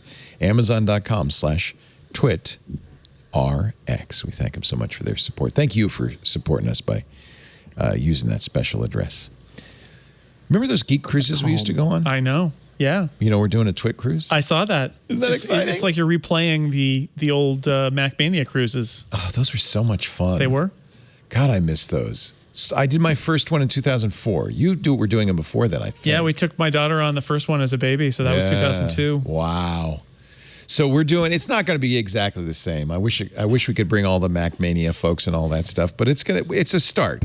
If it goes well, we'll start to build it up. Start in Alaska, you go from there. That's life. Cruise.twit.tv if you want to know more. Lisa and I will be going. It's next year. Don't worry. No, we're not doing it this year. Next year, we're going to go to Alaska. We'll have a lot of events and cocktail parties, the kind of things we did on the Geek Cruises. You stand on the bow of the ship in Glacier Bay and watch the so neat, watch the ice floating down. Watch the glaciers calve. It's really incredible. Ketchikan, Sitka, all of the fun places. I did a Geek Cruise to Alaska, but it was a chess cruise. Ooh. Interesting. Yeah, it had there were like Larry Evans and the U.S. champion, had all these grandmasters on board. It's the weirdest thing because you're looking out the window as the glaciers go by, but meanwhile there's 15 chess boards and we're doing a simultaneous, and that's much more important than those glaciers. Who cares? So it was really fun. Cosplaying as castles and bishops. Yeah, it was great. It's a very nerdy experience. That's the nice thing about a cruise ship. You can be as nerdy as you really can be as nerdy as you want to be. Find out more at cruise.twit.tv. 5 bills. So the House Judiciary Committee, remember the tech CEOs coming and testifying, Zuckerberg and Dorsey. Jeff Bezos was on mute. Bezos was Tim muted. Cook was dressed the same color as his drapes, so that like Amy from just looked like a floating Brooklyn hand. Nine-Nine. Yeah. Nobody could see him. They all testified. This was part of a 16-month-long investigation by the Antitrust Committee of the House Judiciary Committee. And now, on Friday, 5 bills introduced in the House as a result of this investigation. Now, the problem with saying that anything has been introduced, they're bipartisan, but the problem with saying anything's been introduced in Congress is the House is one thing, the Senate is completely another, and who knows if any of these have a chance to live. Different lobbyists, right? Totally different lobbyists. Totally different lobbyists. You don't know who's getting money from what. So Dave Cicilline, who is the chairman of the committee, said in a statement, "Our agenda will level the playing field and ensure the wealthiest, most powerful tech monopolies play by the same rules as the rest of us." I think that's a giveaway, that word wealthiest, because I think some of this punishment is because they're too successful, not because they're too powerful.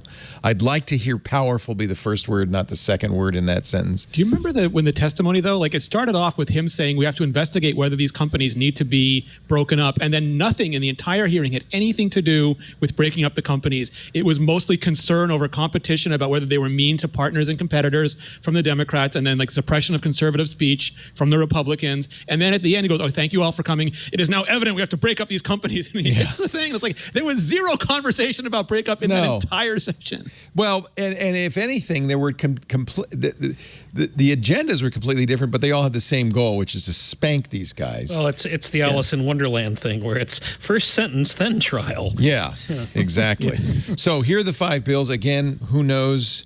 Some of them I think are not a bad thing. 1 empowers the Justice Department or the FTC to This one is going to never pass. Break up tech firms by forcing them to sell off parts of their business that could create a conflict of interest. That's like YouTube from Google was the example. That's really challenging because you approved these mergers. You said Facebook could buy Instagram. You said Facebook could buy WhatsApp. You said Google could buy YouTube. It was all approved. And now you're going to say, oh, yeah, take back. I think they can't list them in search, right? That's the other relief, is that otherwise they can't list YouTube in Google search. Well, that's a different bill. Great for consumers. This is a bill that would bar companies. It's hard. It's confusing because there's 5 of them. There's another bill would bar companies from giving their own services preference over their rivals. And of course, Google got in trouble for shopping in the EU. I don't think it was ever successfully demonstrated that Google was favoring shopping. But and it looks like if you do a search, Google favors YouTube in its search results. Maybe. It's very hard to know and be even harder to enforce. But since Apple doesn't do search, Twitter doesn't do search, Facebook, I don't know if Facebook favorites its own services in search results. I think it's really about... They all actually do. Like if you put a video from an out-of-platform service into any post you make on that platform, whether like you put a YouTube video on Twitter, you put a Facebook video in... Yeah, they're not going to favor it. They're going to down it. Well, they actually decelerate it. Like they will not show it to people because they don't want you leaving the platform. Yeah, they're doing their business. Anyway, you could make that illegal. I think that's really the purpose of antitrust and Congress in general, is to force these companies to do something that may not be in their best interest, but it is in the national interest, is in society's interest. That's the point, right? That's what laws are about. You want to kill somebody, that might be in your interest, but it's not in our interest. We don't want to let you do that. Another bill would block companies like Facebook. This one, I think, has a better chance because it's looking ahead. It would block companies like Facebook from buying up nascent competitors. So it's pretty clear from the testimony and the email and the discovery that Facebook knew that Instagram and WhatsApp were going to be a threat to its business, bought them. They tried to buy Snapchat for the same reason, to keep them from being competitors. So this would outlaw that. That one I think has a reasonable. If only the government had some sort of mechanism whereby it could approve purchases of companies by other companies already. I can't believe we don't have that law. It's all been defanged. We do, but it's all been defanged. It's the federal closing the barn doors after the horses are out Act of 2021. But they're still approving those. Like literally this year, they're still approving those deals. Here's one that is uncontroversial because it raises government fees. Always a good thing. It's actually already passed the Senate. Senator Klobuchar's bill that would boost merger filing fees. So if you're going to get a government approval for a merger, you have to pay filing fees. Those fees would then go to having more antitrust enforcers. So that's good. Fund the antitrust enforcement anyway. And then the final bill would force platform. This is the one I think we need, but it's going to be challenging. And you brought up something, Rene, on this one. It would force platforms to make data interoperable, so you could go from one service to another. So if you had, Google kind of does this with takeout, but the takeout formats, unless the other service understands JSON, aren't that easy to import. They're a lot easier to export. Yeah, but there's a bigger argument. I forget if it was Benedict Evans or one of the Bens was bringing it up. Like, who owns, like, if I like your Instagram picture, who owns that like? If I email your Gmail from my iCloud, who owns that email? Where's my expectation of privacy and your expectation of data transportability? Yeah. I mean, can we agree on at least some fundamental stuff that I, for instance, should be able to move my Apple photos to Google Photos or vice versa? Yeah, and as Casey Newton, as you mentioned, pointed out this week, it seems like the big tech companies already know this is happening because they're already implementing these features. And I think that's, absolutely. You shouldn't say, oh, well, if you want to get your photos out of our service, you have to drag them out one by one. There's got to be a button that you can say, I need to cancel and I want all my stuff back. Like I think that's not an unreasonable thing. That's an easy one. I would hope so. They did it for GDPR, right? Like they had to do Apple. Yeah, data portability is part of GDPR. That's right. Yeah. So maybe they're already doing it. Yeah. I'm not sure that solves any problems. It's such an Icarus thing. Like these companies knew this stuff was coming for years, and everybody's pointed out. Jason's written about it. Everybody's written about this for years, and they were just flying closer and closer to the sun, saying those governments are too. The EU might try this, the DOJ might try that, and they were fearless. They raced as far as they could to the line and showed no signs of slowing down. And I think if they'd done just a little bit better risk mitigation, they could have stopped a lot of these problems in their tracks. And now they're doing the worst thing imaginable, which is allowing the most tech unsavvy, self-interested, easily bought off people in the world the people who, while trying to make a browser ballot to save Sleipnir and Fenris, they destroyed every web rendering engine that we had. Like, everybody now uses some flavor of HTML. That's how good they are with these laws. They're doing the same thing to everything else. So I wish these companies had been smarter 5 years ago, or more prescient 5 years ago, and been a little bit humble. Yeah, they're kind of not wired that way, are they? I think that they weren't paying attention for a long time, and then they also figured that they're so powerful and that they're so far ahead of law drafting, right? Like any law that gets drafted is going to be it's skating to where the puck is and not where it's going to be. And I think that may still be true. I think that they have some reason to have this confidence level that even these suggested laws, I'm not entirely sure a lot of them will do what they think it will do or solve the problems they think it will solve. It's too bad that we get so cynical about governance, because it's kind of important, but it also gets... want it to be competent. Yeah, well, it's also very easy to say, half of these are proposed just because they make good press releases, they're with zero expectation that they'll ever become law. Well, approving the mergers is the one that kills me. As Phil said, it's the barn door is closed after the horse is gone. Like, what they're saying is all our existing enforcement is so corrupt or incompetent that we're going to... we have to spell it out for you as Congress? And the answer is yes, apparently you do. Have to spell it out. Didn't they, with the AT&T the Time Warner merger just like a few months ago, say, we shouldn't have approved that? That was a bad idea. Boy, that didn't work. What were we thinking? The guy who approved that one should be fired. What? It was me? Oh, man. Well, ironically, the acquiring companies are suffering their own pains.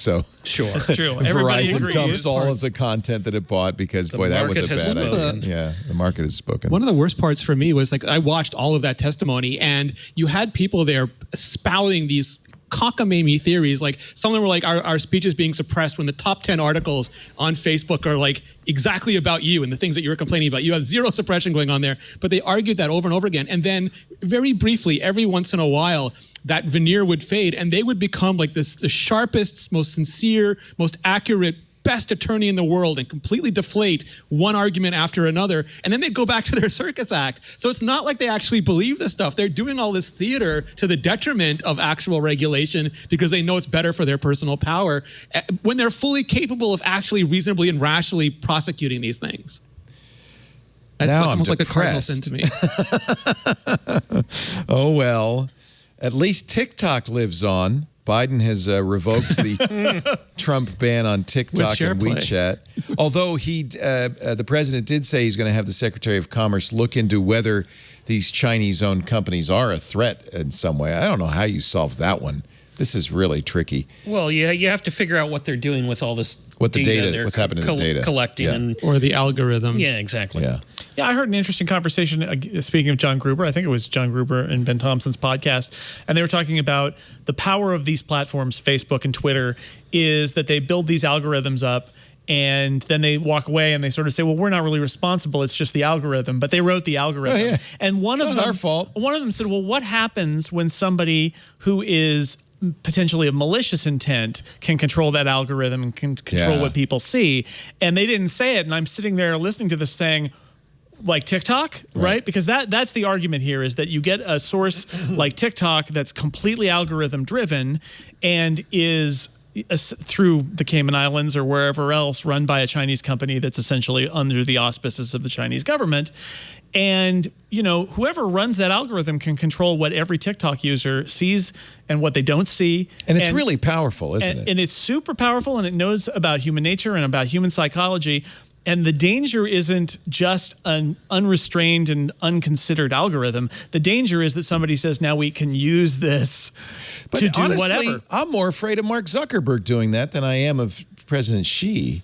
I mean, I think President Xi could completely do it. Well, but because he's been caught several times over and over again. But, I mean, honestly, the enemy might be within. It's not necessarily a foreign power. He ran PSYOPs, remember? He was like trying to use the newsfeed to make us sad and see what that would do. Yeah, just see what happens. That's like, again, he keeps getting caught. I don't think Mark's immoral, but I do think he's kind of amoral in an engineering kind of way, And I don't know how speaking about legislation, I don't know how you legislate the creation of algorithms to curate tough. content. That's really tough. That is next level for a bunch of politicians who are in their 60s and 70s and have their I don't aides care if they're show them- 25. I don't think they would. Yeah, but I mean, like I'm saying, is there multiple levels removed from even remotely understanding those issues?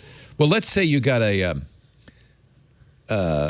technology savvy Congress in there. I don't know what they would do anyway. Right, and they probably all worked for those companies at some point, right? Yeah. So I know this is the other and there's also real world challenges. Like I know, like one of the things YouTube is facing now is like who determines what an expert is, and you have people who are bird colonels, starred generals, special operators, medical professionals like board certified medical professionals, doctors, lawyers. All these people espousing incredibly extreme fringe theories on YouTube, like in videos that are convincing people of outlandish counterfacts or made up stories, and YouTube takes those videos down and they go on Twitter and say, I'm this person, I'm an expert. They're not letting my video up, and YouTube's like, we need 100 of you to agree before we can let that. Like, how do they determine veracity? How do they like a lot of things an algorithm by itself can't really determine for you, except popularity, and their nightmares are derived from. I don't know if TikTok struggles with this, but I think Facebook struggles with it, trying to figure out how to do this right. They created that oversight board.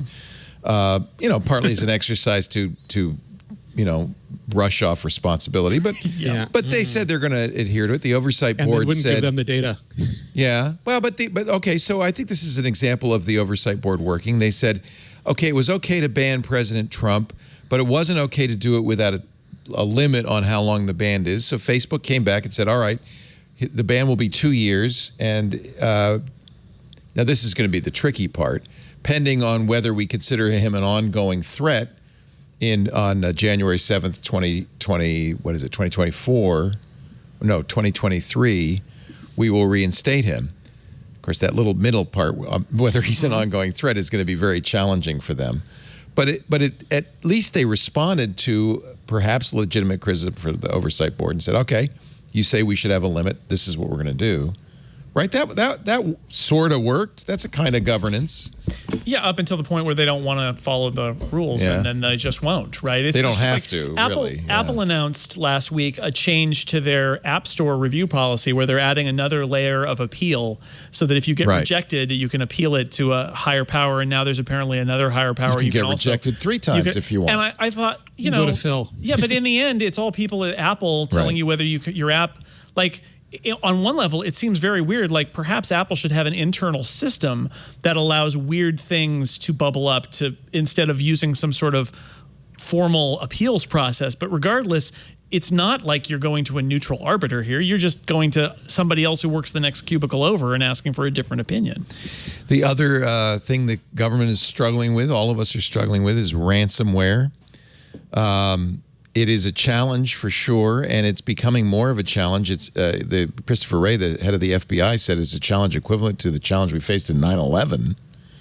The implication is it's nation states attacking us. It's not just random bad guys. I don't know. He knows better than we do. I'm sure he has intelligence, but that's what. Philip, what do you think? Can the government do anything about ransomware? No, no, they can't. The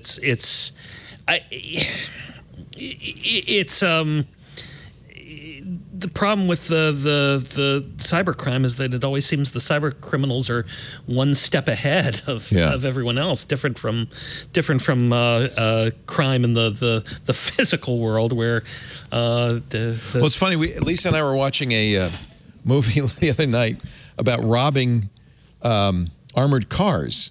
And I thought, well, that's pretty antiquated. Yeah. Why would you rob an armored car when with a couple of lines of code you can get much more money completely risk-free? Who needs guns anymore? So any smart criminal is now has long abandoned the. Do people still rob armored cars? Is that still going on? I'm sure that they do. There's still plenty of dumb criminals out there. I guess so. Yeah, don't worry. Only Bitcoin cars. Bunch of armed car robbers learning to code. Yeah, they need to code. Learn to code. Join it. You don't even. That's the beauty of this. You don't even have to learn to code because the ransomware has been written for you. It's ransomware as a service. That's what almost all ransomware attacks now are. Is just script kiddies.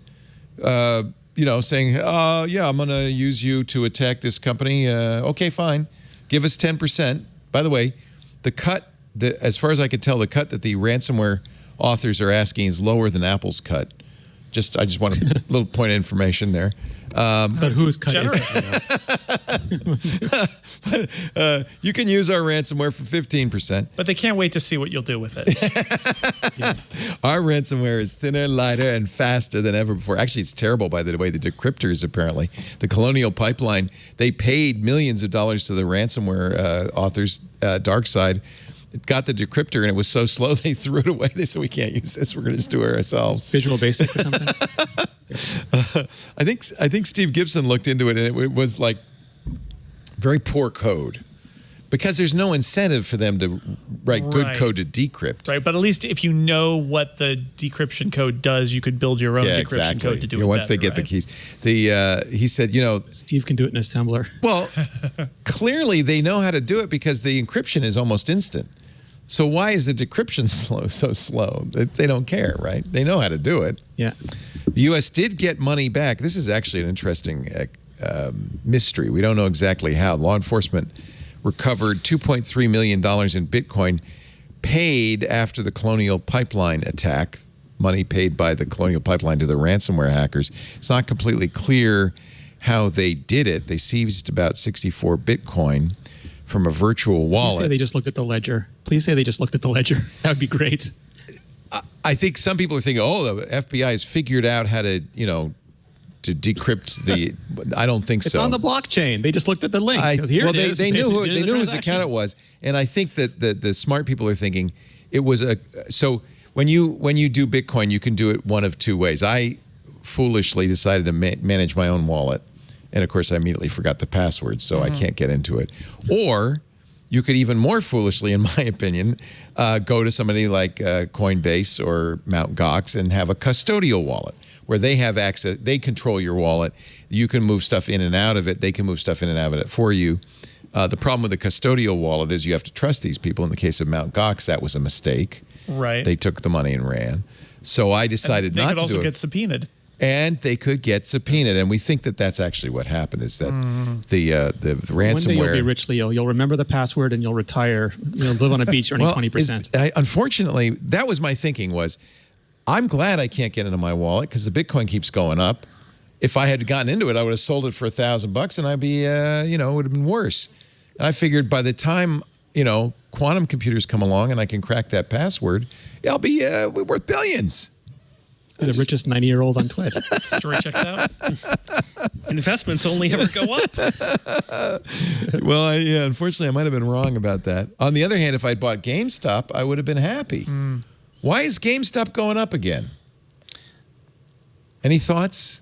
Are you stalked? I thought everyone had moved on to AMC. AMC's the new one, the meme right? stock of the day. That's the reason. I've got to stay up to date on my meme stocks.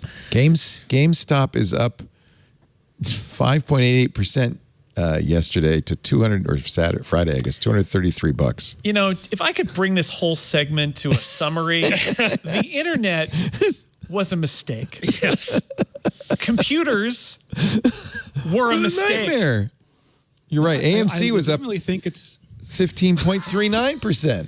So you're right, but that was there was actual news on AMC. It's got to be because mutual friend of the show, Dave Wiskus, won an entire game spot on Mr. Beast last week. That's got to have just skyrocketing again. Wow. That Mr. Beast likes to give away the loot, doesn't he? Stores, the whole stores. Wow. Let's take a little break. More to come. Those of you who tune in thinking, there was a guy actually in the chat room who said, hey, call me when they're done talking about Apple because I'm going to go watch the Westminster Dog Show. Yeah. Yeah. They did, but it was on an iPhone. He didn't answer. When are they going to be done talking about? They're going to call him. He's going to come back in. We're going to be talking Apple again. Our show today brought to you by Indeed. If you're hiring, good for you, Indeed. We appreciate it. And if you're the hiring expert for your company, you also have my deepest sympathies. That's hard.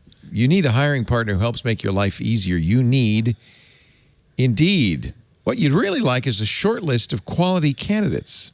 Indeed is the job site that makes hiring as easy as 1, 2, 3. You post, you screen, you interview, and you do it all on Indeed. You get your quality shortlist of candidates whose resumes on Indeed already match your job description faster. Oh, by the way, you only pay for the candidates that meet your must-have qualifications. You schedule and complete video interviews right there on your Indeed dashboard. Indeed makes it so easy to connect with and hire the right talent, fast and easy. They call it Indeed Instant Match. And I think it works so well. Indeed will fit your job description immediately to quality candidates whose resumes fit. It works so well, over 80% of employers get quality candidates as soon as they sponsor their job post. And you'll love the Indeed skills test because that reduces hiring time big time. Like, according to surveys, 27%. They have more than 130 skill tests you can start with. You add your must-have requirements, and then you only pay for applicants that meet those must-have requirements. According to Talent Nest, Indeed delivers 4 times more hires than all the other job sites combined. And according to ComScore, Indeed is the #1 job site in the world with more total visits than any other job site. So I think by now you're realizing if you're hiring, you need Indeed. Join the over 3 million businesses that use Indeed to hire great talent. Get started right now with a free $75 sponsored job credit that'll let you upgrade your job post right there at Indeed.com/twit. Get a $75 credit, but you got to go to that address, Indeed.com/twit. Don't forget the /twit. Offer valid through the end of the month, through June 30th, 2021. Terms and conditions apply. Indeed.com/twit. Thank you, Indeed, for supporting the show, and thank you for supporting the show by using that address. Indeed.com/twit. Do we have the mini movie for today? The special movie we make every week. Some of the highlights you might have missed this week on Twit. Watch. This is made out of Lego? Yeah. 279 pieces. Oh, my God. I have a typewriter planter. That looks like something bad happened. Previously on Twit. All about Android. 1.5 years after the very first, the initial launch of Stadia, already a year and a half later, support is finally coming to Android TV in an official sense. Why the heck was this not done sooner? Mac Break Weekly. I really liked this new quick note feature. Yeah. The idea that you pull up from the corner and start a new node. I can't wait which to now use that. goes Another into notes ecosystem automatically. Yeah. But is also attached to the app that you created the Forgot note. all It's a about that. sticky note. That seems very useful and very interesting. Tech News Weekly. More than 800 arrests worldwide are now tied to an FBI operation that Europol called one of the largest and most sophisticated law enforcement operations to date. They surreptitiously and secretly ran their own encrypted phone company, deliberately selling it to criminals who basically run a very large-scale encryption honeypot. Twit. Technology isn't always pretty, but we are. I hope you saw all of that, and if you didn't, well, make sure you tune in this week because there's lots more good stuff in store. We are going to cover the new Windows 11. It goes to 11. Windows goes to 11. Goes to 11. June 24th, which is a Thursday, which is kind of a weird day to do announcements. On Thursday, June 24th, Paul Thurrott and Mary Jo Foley from Windows Weekly will join me. We'll stream the launch of we don't know what the name of it is, but it's getting more and more clear from the little tweets and stuff that it's going to be Windows 11. And then we'll do Windows Weekly shortly after that. We'll give Paul and Mary Jo time to file their stories, and then we'll regather for Windows Weekly. So that's moving, not this week, but next week. It's moving to Thursday, right after the Microsoft announcement. Weird. You cover Windows, right, Philip? A little bit. These guys don't know nothing about Windows, so I'm going to ask you. A little bit. I have people who do that for me. That's the best way to cover Windows. Yeah, exactly. But we'll be covering that as well. With a firewall. But they said never 11, right, Leo? They said 10 was going to be their platform for the future. Well, so if you really care about this stuff, you should be watching Windows Weekly on Wednesdays with Paul and Mary Jo. But apparently, Microsoft never said this is the last version of Windows. Just some peon said it, and Microsoft never corrected it. It was somebody from Microsoft, but he said it in some meeting somewhere. and it suddenly spread as wildfire, but it was never really, so Microsoft never officially said, Windows 10, that's it, it's all over. It is kind of right on the timeline. It's been about 5 years since Windows 10 to release a new one. But the real question is what it could possibly be. And Paul and Mary Jo keep telling me, calm down. It's not going to be anything great. Deep integration of Game Pass. That is the only thing I really want from Windows 11. The biggest thing, you're actually not far off. The biggest thing is there's going to be a new Windows Store. That's the big thing. DirectX 37. Yeah, DirectX 37. So I don't know. Is that unfair? I mean, Apple announced macOS Monterey. It's not a huge difference from, but Apple does this kind of every year. Microsoft's been updating Windows every other, twice a year, every 6 months. But it's been weird. Like they've had different names for them in different timelines, and it's felt a bit cockamamie. Like, what are we going to call this one? Some of them will have weird names. Some will have like very pedestrian names. Like Windows 11 at least is something we can understand. Yeah, and you're right. It's getting back to the basics. Yeah, just give it a number and move on. Yes. The real creator release. So they announced shortly before this that they were not going to do Windows 10X, which was an interesting kind of rethinking of Windows, a simpler, cleaner Windows, perhaps more secure. How many times is that Microsoft has backed away from a rethinking of Windows? Never going to do Windows RT. It's going to be in the Windows RT retirement. Yeah. Oh, remember they were going to do Longhorn. I mean, you're right. That story has gone on for years. And did they not suspend the device that they were going to primarily the build? Neo? Yeah, the Neo. Yeah, which is the dual screen device. They did the Duo, but instead of putting Windows on it, they put Android on it. Right. And then they initially said 10X is for two-screen devices, put Android on the first one, and then killed the second one. So then they killed 10X. There was a Surface Pro X. I think they still have that, right? They didn't discontinue that yet. Yeah, I mean, I don't know. I don't follow it that closely. So 10X is not going to happen, but Microsoft says features of 10X will make it their way into Windows.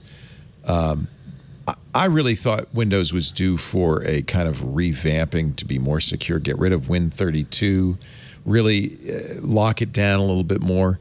I don't think it's fair. MIT Technology Review says that the problem with ransomware is a governmental problem because we ignored it for 4 years under Trump. Steve Gibson, I also don't think it's fair, said the problem with ransomware is Windows, period. It's such crappy, bug-ridden, insecure software that, if we didn't have to use that, we wouldn't have the problem.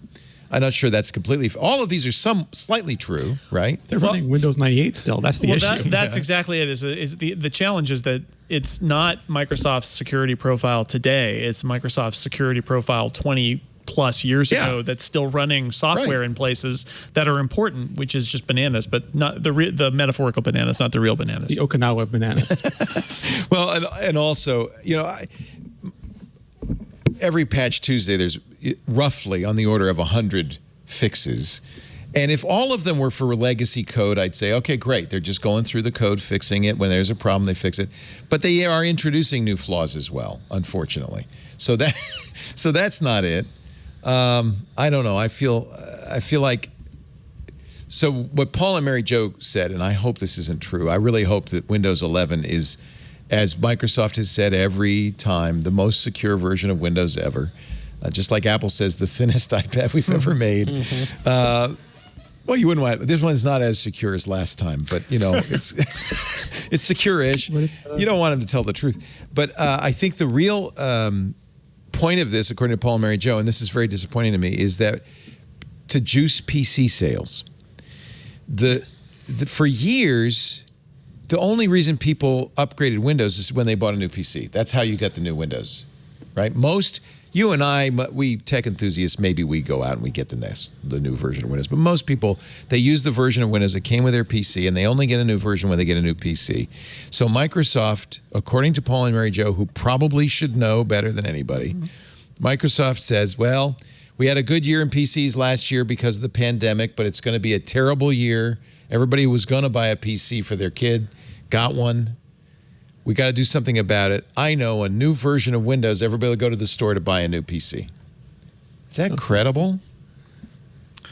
Maybe they should get a video Going with back to like the Friends reunion's big. Did they get the Friends back to do a Windows 11 video? Bring back Jennifer Aniston and Matthew Perry. Maybe Maybe not more Matthew secure? Perry. But, Right. Was that for Windows 95 or 98? 95. yeah, 95. Because there's no bigger stars in the galaxy than the Friends. 1995, the Friends were it. everything old is new again. Bring them back. Yeah. To go back to what you're saying, though, Leo, I mean, like the ransomware is an economic crime. It just becomes so lucrative that they can afford to put resources behind making the ransomware. And any security system that involves humans is flawed in some way or another because they can make it really secure, and then you'll get somebody to go, "Oh, I'm going to remove all this." There's always, if there's incentive, I mean, it'll happen, is what you're saying. Yeah. Yeah, Well, and I they honestly, if you engineer want to the blame rest. something for ransomware, blame Bitcoin. Ransomware was around before cryptocurrencies, but remember they would say go down to the 7-Eleven and buy some what do they call those little iTunes gift cards and send them to us. It was really a kind of a minor problem at that time. One step above, like, drop the money in a bag in this trash can at the corner of the park. Because there was no good payment scheme. And as soon as cryptocurrency became widespread enough that you could actually expect the victim to use it, ransomware blossomed. So I'm blaming Bitcoin for environmental disaster. Can I really blame them for both? blame Bitcoin for everything. It's all Okay, good. Bitcoin's fault. No, the Bitcoin bros are going to hate me now. I'm in deep trouble. They hate you. They hate me Dogecoin. anyway. Is that safe, right? There's nothing wrong Dogecoin. with I can't blame Dogecoin. Anyway, we'll find out. June 24th, Windows 11. I remember when Windows 7 came out, Microsoft set out party packs. I got one. You remember that, John? You were supposed to have a launch party in your home, and they sent out like streamers and balloons, and I had playing cards that said Windows 7. It was like, I don't know if it worked, but it was really to Which gin one up was Start excitement. Me Up? Was that Windows XP? 95 was Start Me Up. That was the last Windows launch that I think people really got excited about, and that was for good People reason. lined up for that. 95 was a big leap forward. I think I went to the Windows 2000 launch, and they had Santana there to play. That's pretty good. The Matchbox 20 song that everyone was. That's again, pretty no good. greater stars in the galaxy. Yeah. Did they give people free U2 songs for the Windows ME launch? Am I remembering that wrong? So, and the other thing that's happened is Microsoft, in the days of Windows 2000 and Windows NT, had really two versions of Windows. They had a 98, 95, the consumer version, which was insecure. If you forgot your password on Windows 98, no problem. Just hit return and you're in. And then they had NT, which was designed for enterprise and was much more secure. With XP, Microsoft kind of unified those. VMX kernel, right? We hope it's all going to be NT from now on. Now I'm told, again, by the experts, Paul and Mary Jo, that we're going to have another fork in the road where we have Windows 11, a consumer version of Windows, and Windows 10, a business version of Windows. Hey, Apple guy is going to talk about Microsoft. So everybody just gather around. Good. Do it. The challenge Microsoft has is not that they're not smart and not that they're not creative and not that they don't want to do good things. People. I have seen over the last decade plus so many really good products come out of Microsoft, get announced by Microsoft. The problem is that Microsoft has such market share and such legacy and has to maintain this existing pool of users that every time they try to escape, their own gravity pulls them back. Like I was at the D conference when they announced their touch interface that was Metro at the time, right? And I thought, oh my God, they got it. They figured it out. They're gonna blow the iPad out of the water. This is gonna be amazing. And like a year later, they're like, no, forget it. Actually, in that demo, they're like, no, don't worry. If you press this button, it's just Excel. It's like, guys, you were right there. You were so close. But they can't. And so I feel for Microsoft. They had a phone. Because Windows Phone was a great phone. Yeah, I really liked Windows Phone. It was a great operating system. The people at Microsoft are so smart and so good at making this stuff. The challenge is that they've got their existing support channel and sales channel and their legacy hardware partners. It's legacy. And that actually Surface being such a good product line, Surface is an example of Microsoft, almost said Apple, Microsoft breaking out and saying, what if we made our own hardware? And it's like, yes, and it's good. Yes. Be more like Apple, Microsoft. But they can't. They kind of can't. They do. And Paul says this all the time. They have Apple envy. Big time. They Apple totally envy. do. Yeah. Which is a mistake. But they also can't advertise against their own OEMs, so they advertise against Apple, Yeah, and people just look that's at it going, right. "But I don't want Apple. I don't care if Yeah. it's an Right. iPhone or I'm I'm getting buying Windows. Like, Right. why should I buy you instead of a Dell?" And But they I can't think say. it's more of a Literally not allowed to tragedy say. than a point and laugh. I'm not pointing and laughing. No, at it is a I think it's a tragedy. tragedy because I Yeah. think that they have done some amazing stuff, and it's almost like their customers and their partners won't let them. I've said this before, and I really think it's true, because Satya Nadella came from the Azure division. He is very much a cloud guy. Yes. And he's already kind of repositioned the company. Ultimately, you want to fix ransomware, you want to fix security, you want to fix this legacy problem. You don't run Windows on-prem, you run Windows in the cloud. And I think ultimately that's Get it going to to be Chrome. what happens. It's going to be Windows Virtual Desktop. It's going to be Windows from the data center. Let Microsoft Windows handle SaaS. it. Yeah. And they actually offer this as a product, but it's expensive right now. They have supposedly been talking about launching something this year that's Windows Desktop in the cloud, and I think that's Or they could make Christina Warren CEO because she just wouldn't care. She would just push all this stuff through. She could She would run it. not care at all. She doesn't Yeah. care. No, legacy is definitely the millstone around their neck that has always kept them from. And that's what's always been great about Apple, is they're willing to say to their users, "Sorry, Yeah. it's over. Get out of there." Microsoft was like desperate to keep Windows. Like Microsoft made that classic blunder of thinking Windows was their business and not their product, where Apple was like, "We don't need the iPod anymore. We have the iPhone. We don't need the Mac anymore. The iPad. Oh, well, we'll let them fight it out. That's fine." And Microsoft, especially under Ballmer, was so everything had to be Windows and nothing could challenge Windows. And he scuttled 3 or 4 like from the Courier to their I forget the name of it, that experimental operating system. He just kept killing every bit of beautiful innovation that came out of that company for a decade. And we thought that we escaped when Nadella took over and when Panos Panay took over more and more things. But they, to Jason's point, they still have that gravity. They can't escape their enterprise Windows legacy. Yeah, and if they did cut the cord and make a brand new version of Windows that did everything they wanted it to do but wasn't really backward compatible, what would have happened is that nobody would upgrade to it, and everybody would use old versions of Windows that are broken and insecure forever.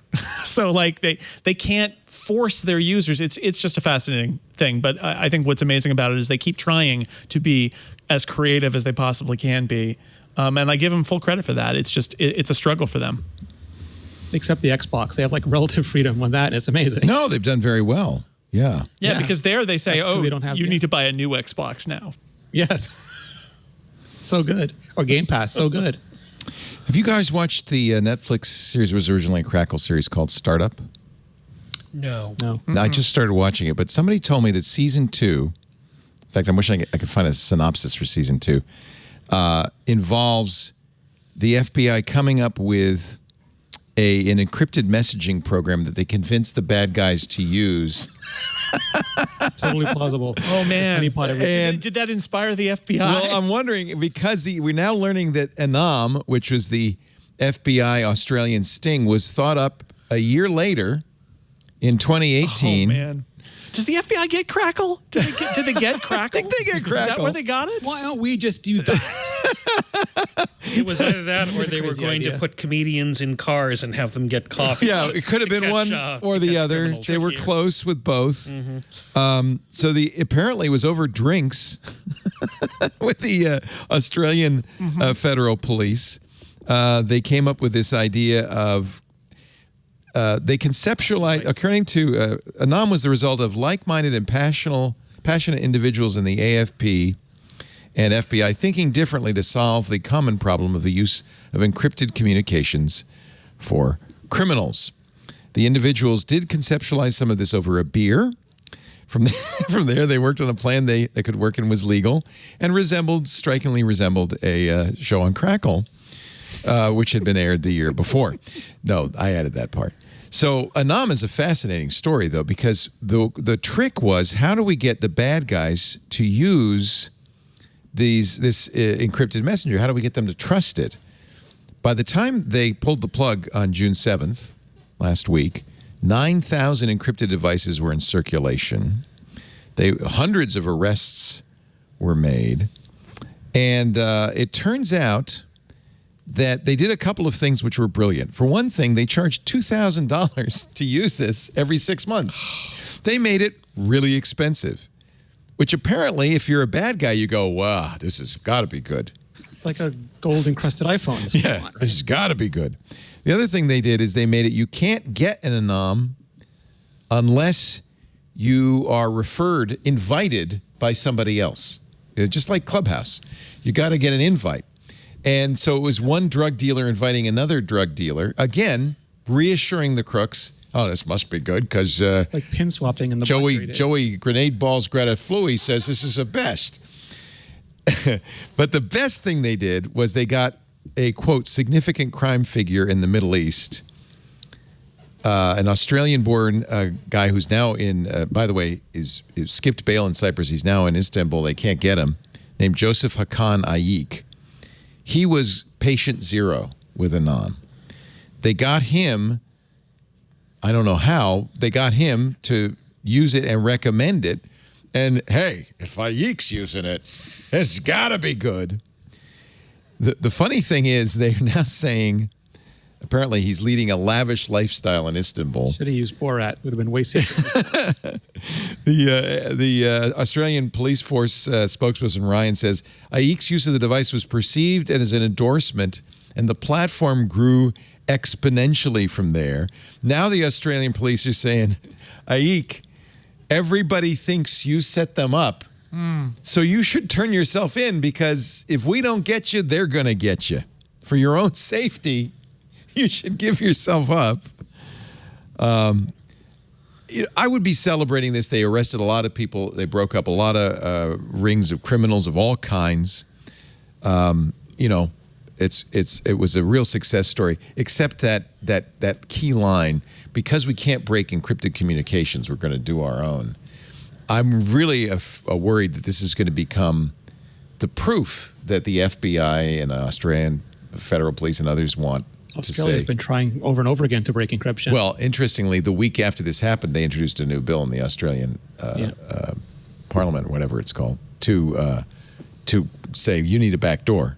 We need a back door. But clearly they don't. They just need... Yeah. They need Ayik to do their bidding. And apparently this all happened because there was a tip given to somebody on a blog who said all that Anom stuff is going through the U.S., and they verified it. And that blog post has since been deleted. But that was when, that's how it got apparently that is when up. the arrests began. Yeah, because why not? They had to keep doing it forever. Exactly. Yeah. They had to pull the plug at that Interesting. point. The Anom, this is from a story in Computer Weekly, began spreading slowly in Australia. The phones were sold through word-of-mouth recommendations passed on by a network of criminal distributors set up by the FBI's informant. We don't know who the informant was. It probably was not Ayik, but maybe. Sales took off during the summer of 2019 as demand increased both inside Australia from other countries. This stuff spread. It's viral. This is it's like a viral an episode hit. of The Wire. It's so great. Mark has never reviewed this phone. I find that very... Users in Europe paid a fee of around $1,000 to $1,500 euros for a 6-month subscription paid in Bitcoin. Boom. Here's an example conversation of an encrypted message on Anom. I have a cargo ship with the captain on side 2. They want to throw overload as they leave. So once the tugboats release the pilot, boat guides them out to sea. Once pilot boat leaves, we message saying throw. They'll throw right away. Can you do this? If so, what's your fee? Oh, yeah, they could definitely catch it. They charge $20 door fee, 20% door fee. So these are the kinds of conversations. They were just wide open. Imminent threats resulted in an automated alert to investigation teams within the AFP and law enforcement partners to start those arrests. Wow, what a story! In one way, it's just a really great sting. Well done. It's going to be a Netflix show soon. Yeah. Art imitates life, imitates art. The FBI under U.S. law is not permitted to monitor communications of U.S. citizens. So if you're a U.S. user, but this is why they got the AFP involved, right? Mm-hmm. They couldn't monitor you, but the Australian Federal Police could. So you could just Five Eyes it right over. Yeah. So that's interesting. They used the Telecommunications and Other Legislation Amendment, the Assistance and Access Act of 2018, to allow these law enforcement agencies in Australia to order technology companies to assist secretly. That brings us to the Apple story, where apparently the Department of Justice subpoenaed Apple and was it Google also?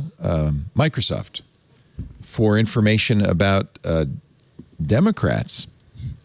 Well, not just Please Democrats. don't say they were using we Hotmail found out accounts. today. Please don't. Yeah. Who else? Don McGahn. Oh, Don McGahn. Yeah, the White House counsel under Trump was also surveilled by Trump's Justice And his Department. wife. And his wife. And his wife. And the gag order just expired, and Apple notified them. May 5th. Yeah. And so Apple said, we couldn't tell you then because that's how the law works in the United States. There's a gag order. A federal judge said you cannot disclose the subpoena. I guess that makes sense. You don't want to tell the bad guys that they're being observed. Apple said we complied, but once that gag order expired May 5th, they told everybody, including Don McGahn, Eric Swalwell of California, on House Intelligence Chairman Adam Schiff, and others on the Intelligence Committee, ostensibly looking. It was a federal grand jury that issued the subpoena, looking for leaks. Although I don't know why you would surveil the president's counsel. Because they thought he was the leaker. Yeah, maybe. Would be my guess. Yeah, and he might have been. Yeah. Apple said we regularly challenge warrants, subpoenas, and non-disclosure orders and have made it our policy to inform affected customers of governmental requests about them just as soon as possible. In this case, there was a non-disclosure order signed by a federal magistrate, provided no information on the information of the investigation, and it would have been virtually impossible for Apple to understand the intent of the desired information without digging through users' accounts. Consistent with the request, Apple limited the information it provided to account subscriber information and did not provide content such as emails or pictures. So it's metadata. But we do know that metadata can be very useful in this. Who's talking to who when? You know, you could put together a lot. It believes other tech companies received similar orders. Microsoft told CNBC that they had received a similar subpoena from the DOJ in 2017. The DOJ's watchdog is currently investigating the probe to see whether it was politically motivated, which it might have been, might not. Might not. But anyway, this is going to happen all the time. Apple has to obey the laws of the land it's in, including, by the way, China. Yep. Sure. It sits weird to me. I understand Apple has to do what it has to do with subpoenas, and they disclose them when they can. At the same time that you're doing the privacy as a fundamental human right, it's a little contradictory. It's a little contradictory. I feel that they need to put an asterisk in there somehow, or some sort of caveats. Residents of Russia, China, and Belarus or work towards zero knowledge. It feels like it's something that Apple has to address in a serious way if they're going to make privacy part of their big push. Well, maybe Apple says, you know, we believe in privacy to the extent that federal laws allow. I think the challenge is, and you saw this in the San Bernardino shooting, right? Is like they did a good job fighting it, right? Engineer. They could try to engineer more and more of their product to be unreachable by subpoena, but they also know the further they go down that path, the more they risk laws being passed that demand that they not engineer their products to be that level of security. So that's part of the challenge here. But it's true. We value your privacy, but if a judge doesn't, then there's your asterisk is in there somewhere. If the judge says no, then we have to give them all your stuff. Hard for any. I'm not going to give Apple a pass, but it's hard for any multinational company to exist in this environment. Perfect example. Apple just released its supplier report in which they said, we're really doing our best. We're making sure there's no child labor. Blah blah blah. The Information just had a story came out on Tuesday that some Apple suppliers in China are telling ethnic minorities, don't bother applying for jobs. If you're a Muslim or a Uyghur, don't apply for jobs. We're not going to hire you. Of course, then there's also the accusation that they use Uyghur slave labor in some of these suppliers as well. So I'm not sure. This is tough. And I feel like I'm going to believe Apple when it says that it's got a set of standards. I think the challenge here is that they're playing whack-a-mole with a whole bunch of suppliers that they cannot tear themselves away from. Plus, it's the suppliers to the suppliers to the suppliers. It's a chain all the way down. And so a report comes out and they're like, oh, okay, well, I guess we'll have to tell them not to do that too. And then there'll be something else that happens. And I think the big picture here is just that Apple is producing so much of its product line in China at this point, and it doesn't really have very many alternatives. And so it's kind of, it's stuck. It's it's hoist by its own petard here. Yeah. Here are a couple of examples from Wayne Ma's article in the information. One April job ad from Beal Crystal, a company that makes iPhone cover glass, says, quote, Tibetans, Uyghurs, Hui Yi Dongxiang from Tibet or Xinjiang regions not accepted. Another example for Cathay Tat Ming, which makes stamped metal parts for iPhones, said, minorities without dietary restrictions are accepted, Uyghurs excluded, and on and on.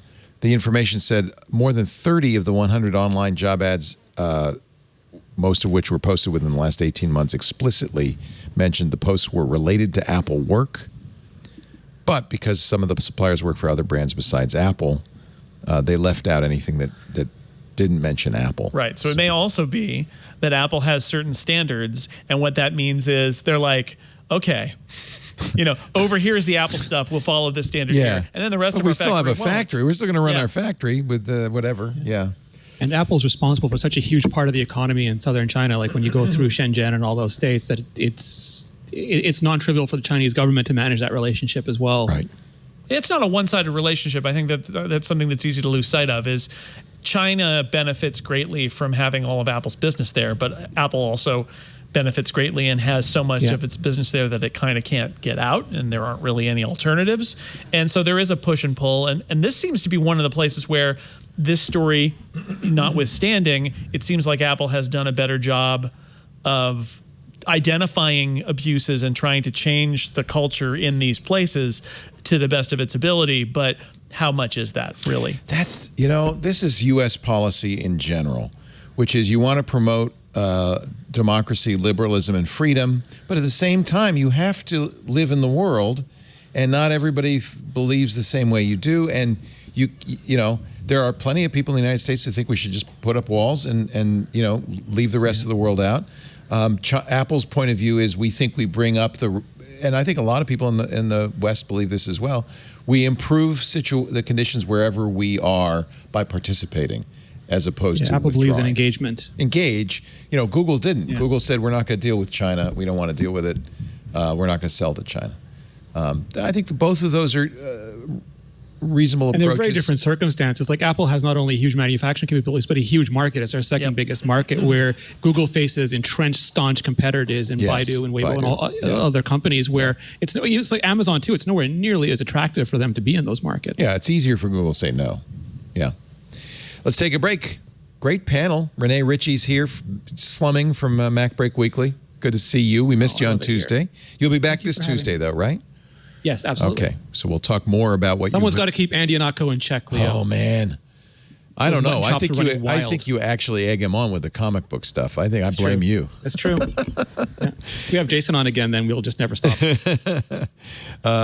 It's also great to have Jason Snell, another comic book fan, apparently, from Six Colors, sixcolors.com. The Incomparable. You do those great radio plays, and you're still doing those, right? Yeah, the radio theater continues, and we got lots of other podcasts over at The Incomparable. And, there's the most important podcast on the network, though, perhaps, is Magnum Podcast, a podcast where Philip Michaels and I and David J. Lohr watch Magnum PI from the 80s. So, it's Season 3. It's a fine bit of madness. Episode 19. Magnum. Legacy from a Friend. Oh, yes. What are you using Lego to do the plot? That's our compatriot, David. That's Lohr. David. All David. He's lost. David plays with the toys. Where can I get this fabulous Magnum PI There's Lego? an Etsy shop that makes things that are not named the brand name. I believe it was 1980s TV Detective. It was or TV PI or something. There's like a Columbo one and there's a Magnum one, Oh, and that's they pretty find cool. all the parts and then you can buy them on Wow. Etsy. One more thing. And Yep. and by the way, you say in this particular episode 37, the Legacy from a Friend features a remarkably large number of things that make no sense. Oh yeah, we all grew up with Magnum PI and we love it dearly, but some of those episodes. Well, Magnum PI was made in a day when there were no DVRs and people weren't going to go back and watch things over and over again. So There was it's no like, Reddit at the time. Yeah. There's Yeah. no continuity editor saying that. Wait, this doesn't make sense. Legend of the Lost Ark. That, you know what? I never really watched Magnum PI, but now I think, thanks to the good offices of the Magnum podcast, I might be It'll- able to it'll change your rediscover life. it. Could change my life. The fact is that this is actually the 40th anniversary of Raiders of the Lost Ark, and the story is that Tom Selleck was cast as Indiana Jones, and then they picked up Magnum PI to series and wouldn't let him out of that to shoot Raiders of the Lost Ark, and so 8 years into their run, they did like a Raiders of the Lost Ark parody episode just to, I guess, maybe Rub it in his face, or maybe he felt less bad about it. Remington steal him. Do you think his career would have had a different trajectory had he appered in Raiders of the Lost Ark? You would think. Or would Raiders of the Lost Ark had a different trajectory? We had this debate because Tom Selleck is, while a handsome man, is very good at being a comic actor who reacts to stuff. And that would have been he would have been a very different Indiana Jones than Harrison Ford.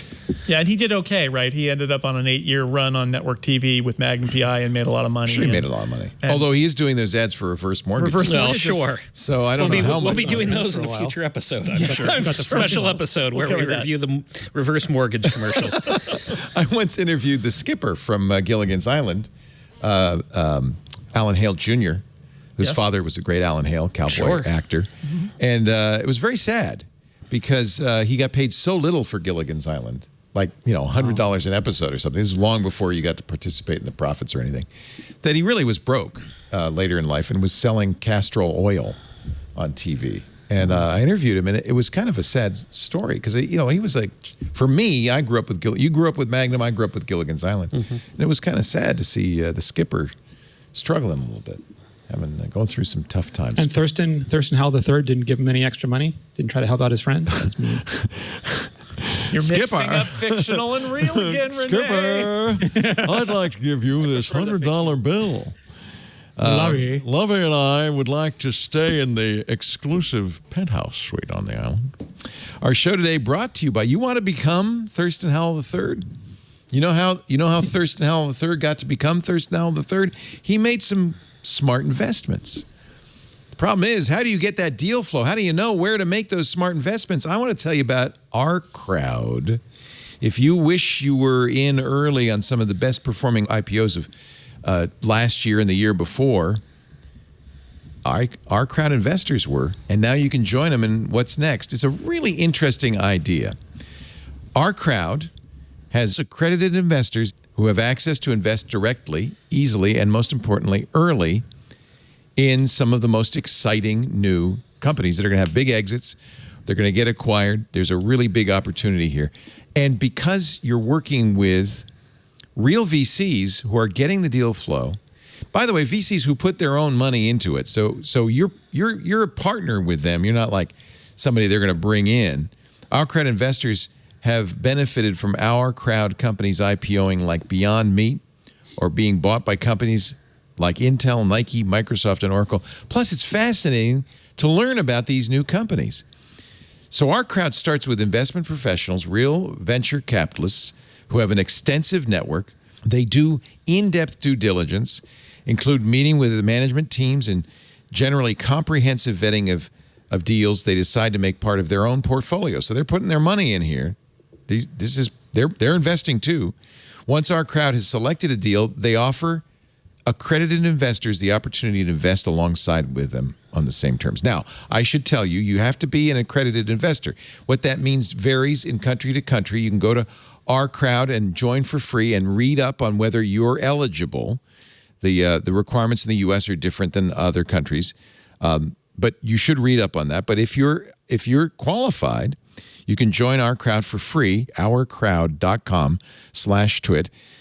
You can take a look at the current deals once you're a member. You don't give them any money. You don't have to until you decide this is a deal I want to participate in. As you review deals, you'll have access to the investor relations team too, so you can talk directly on the phone to people about what your goals are. They might say to you that this would be a good one for you. This might not be the right one for you. They've already reviewed thousands of companies, and that's key. They call it deal flow. Getting access to these small startups, private companies no one knows about yet, and finding out about them so that you can invest. They've already invested hundreds of millions of dollars of their own money. They have closed investments in over 200 companies. They've chosen dozens of companies that have made exits.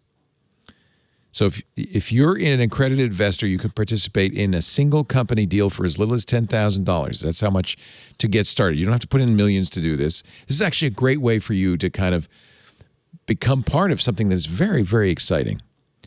Or you can get into one of our crowd's funds. They do funds too for as little as $50,000.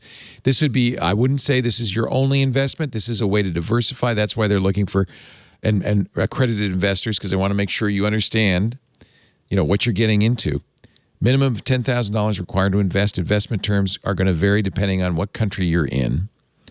And of course, all of this is explained when you go to the site. Just put the country you're investing from in there, and they'll tell you exactly what the requirements are. I think this is really interesting. So let me give you an example right now of an investment they're getting into. It's called Moodify. You can join right now our crowd's investment in Moodify. It's radically altering the multi-billion-dollar fragrance market. How are they doing that? Digitizing scents. This is the first company who've done this. They developed software that enables function-specific scents. So things like improve mental performance. This one I'm going to get. Eliminate the perception of bad odors and much more. Before people come back to the studio, I got to get that. You can get in early on Moodify and other opportunities. There are many more at ourcrowd.com/twit. And if you're interested in investing, you have to join first. You have to be accredited. There is a minimum investment. I want you to know that all up front. But the Our Crowd account is free. ourcrowd.com/twit. I want you to know about this. I think it's a very interesting opportunity. I've sat by on the wayside while so many people I know have become very, very wealthy, investing in companies that I'm looking at going, I know this is going to be huge. I think of, people like Kevin Rose, who got in on Twitter in like 2007 at the very beginning. This is an opportunity to do that. So if you're in a position financially where this makes sense for you, I think you really should check it out. ourcrowd.com/twit. Not for everybody, I understand that. But for people who want to diversify their portfolios and have the money to do so, this is a very interesting opportunity. ourcrowd.com/twit. Thank you for supporting us by visiting that site. iPhone 13? What? How do you know about the iPhone 13? I only know what I read, and there's always people. I read on Tom's Guide. There's it's coming this fall. Well, we know that. We know it's coming this fall. It's one after 12. Yep. It actually might be the iPhone 12s. You never know. Would they skip the number 13? Like, some that US that is the theory. Like certain Chinese phone makers skip the number 4. 4's unlucky. 8's lucky. That's more like the 9. Nobody does 9s. No. Is 9 unlucky in China? Is that why? No, I don't know. But there was no Windows 9 and there was no iPhone 9. And there's no Note 9? They skipped the 9s. Right, there was no iPhone 9. Yeah. So that because 9 means no in German. Let's assume that it's going to be called the iPhone 13. Oh, is it because it means no in German? Or because 7, 8, 9, hey. Leo. That's the kid's joke. There you go. 9! 13, that's, unless you're a triskaidekaphobe, that's a safe bet. Exactly. Yeah. And we know, or at least we can pretty much guess it's going to have a new processor. It'll be the A15 processor. Right. And the other stuff, unlike software, which Apple keeps very much behind closed doors, they have to work with supply chains, and supply chains are a bunch of chatty Cathys. So it's really true. Apple is very good at keeping the lid on Cupertino employees. Yeah, but they can't stop the Foxconn and the Foxconn suppliers from talking. So the rumors, as we've been following them at Tom's Guide, is that the Pro models will get the adaptive refreshing display, much like that. That's nice. Much like the Galaxy. ProMotion. Yeah. And it could be possible that the LiDAR sensors will work their way down to the standard and mini models. Apple wants to do that because this is part of their AR strategy going forward. They've got it now on the iPads. They're going to have it on more phones. So that makes sense. you can make some educated guesses about what's going on from what I really want to know is where's my Pixel 6? That one's coming in October. You think October? That's when they usually announce it. They're very predictable. Google with although they didn't do Pixels. a 5A. They will be. They have said that there was a rumor earlier that it was going to be canceled, and Google did the rare step of actually confirming. Right. No, it hasn't been canceled. It's coming to the U.S. and Japan, and the official statement, I believe, was around the same time that the 4A was launched. So that was August of last year. Meanwhile, Larry Page is making robot air taxis. I don't know when those are launched. If ever. So not allowed to touch PageRank anymore. The company's Kitty Hawk. We've known about that for some time. And this is the Kitty Hawk Heaviside, named after, for some reason, the late English mathematician and physicist Oliver Heaviside. Not named after the Heaviside Layer in the movie Cats, based on the stage play Cats? Could be. Maybe that's named after based Oliver. Based on the poem by T.S. Eliot? I'm sure it was a poem, yes, the Heaviside Layer. No, that's what I thought. It seems like Heaviside's a bad name for something that flies, but I could be wrong.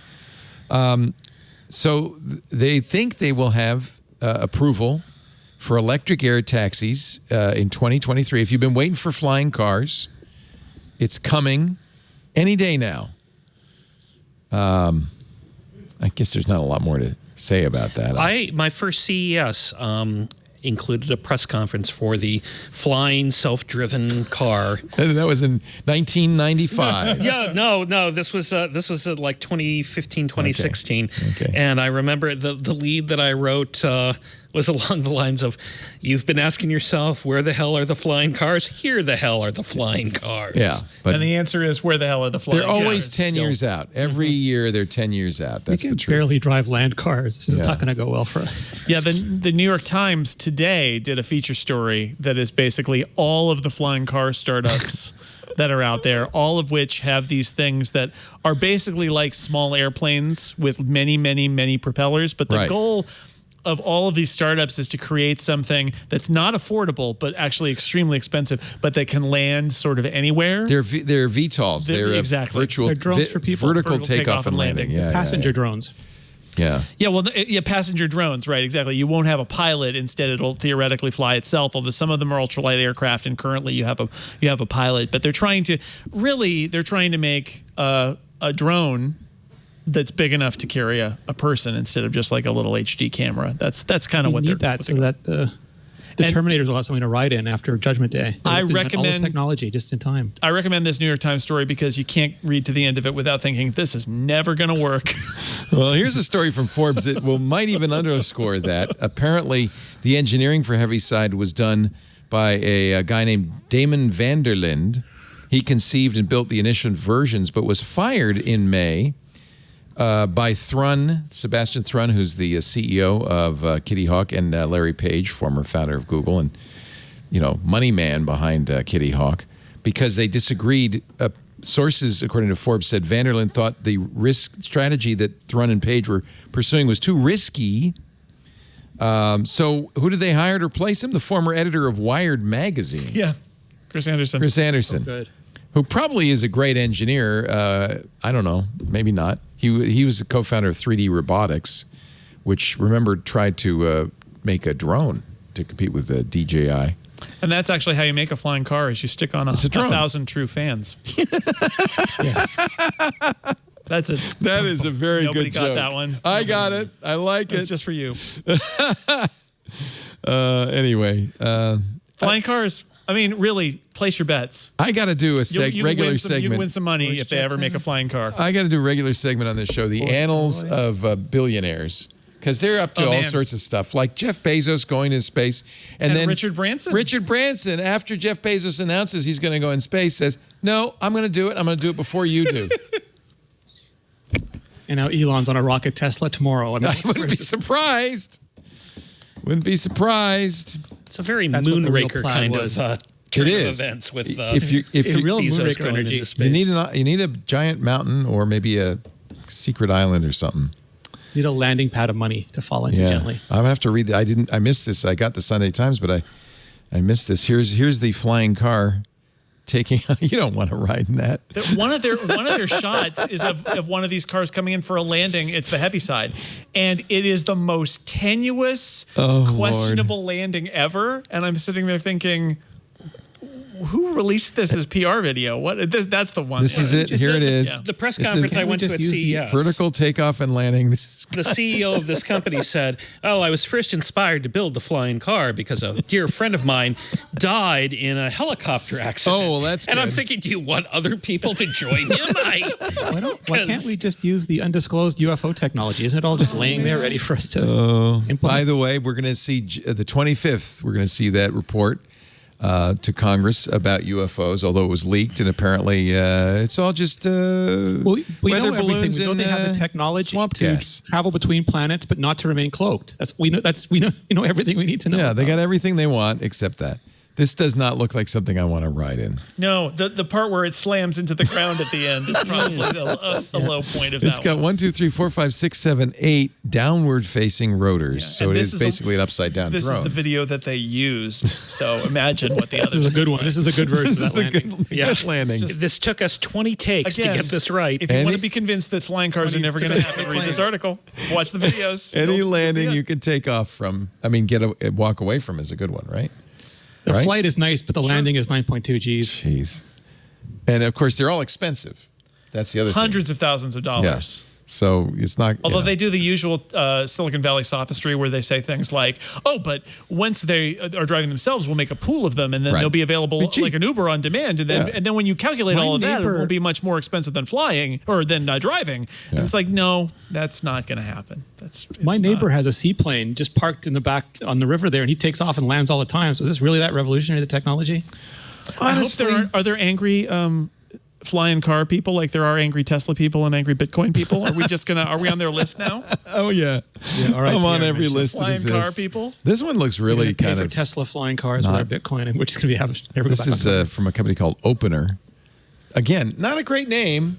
And it's the black fly The Black Fly. because it probably buzzes and is a pest. And it's easily swatted out of the sky. It's going to take longer than people think. We need transportation for the Boston Dynamic robots. That's all this is about. I swear to God, this looks like The Onion. Here's a guidance, navigation, and control engineer at Opener in a custom flight simulator chair. Sure, that looks There good. is a moment in this Catapult. story where he's talking, the reporter is talking to one of these people at one of these companies, and they're extolling the virtues of how quiet the thing is. And then they have to stop talking because it's taking off and it's way too loud. And you can see from that the reporter is deeply skeptical of this whole. Quiet is all relative. Cognitive dissonance. Yeah. Well, anyway, that's good. I will. Don't wait for it. I will be reading that article. This is an example of gas, why they the use New York Dogecoin. Times is actually better online because you can't do these animated GIFs in the newspaper. Nope. Or whatever. No they are. animated newspapers and no flying cars. This future. The Jetsons got it wrong. I got a robot vacuum though, so I got that going for me. Judy. Facebook's going to do a smartwatch with 2 cameras. Yeah, can't wait. At last, to have something to pair with my Facebook phone. I did. I love Marquez's tweet. How about nah? Nah. That's enough. Yeah. It doesn't even deserve an extra syllable. Just nah. What do you guys think about Twitter's monetization plans? We've got Twitter Blue, which is not launching. You can get it in Canada, right? Could you get Twitter Blue? Yeah.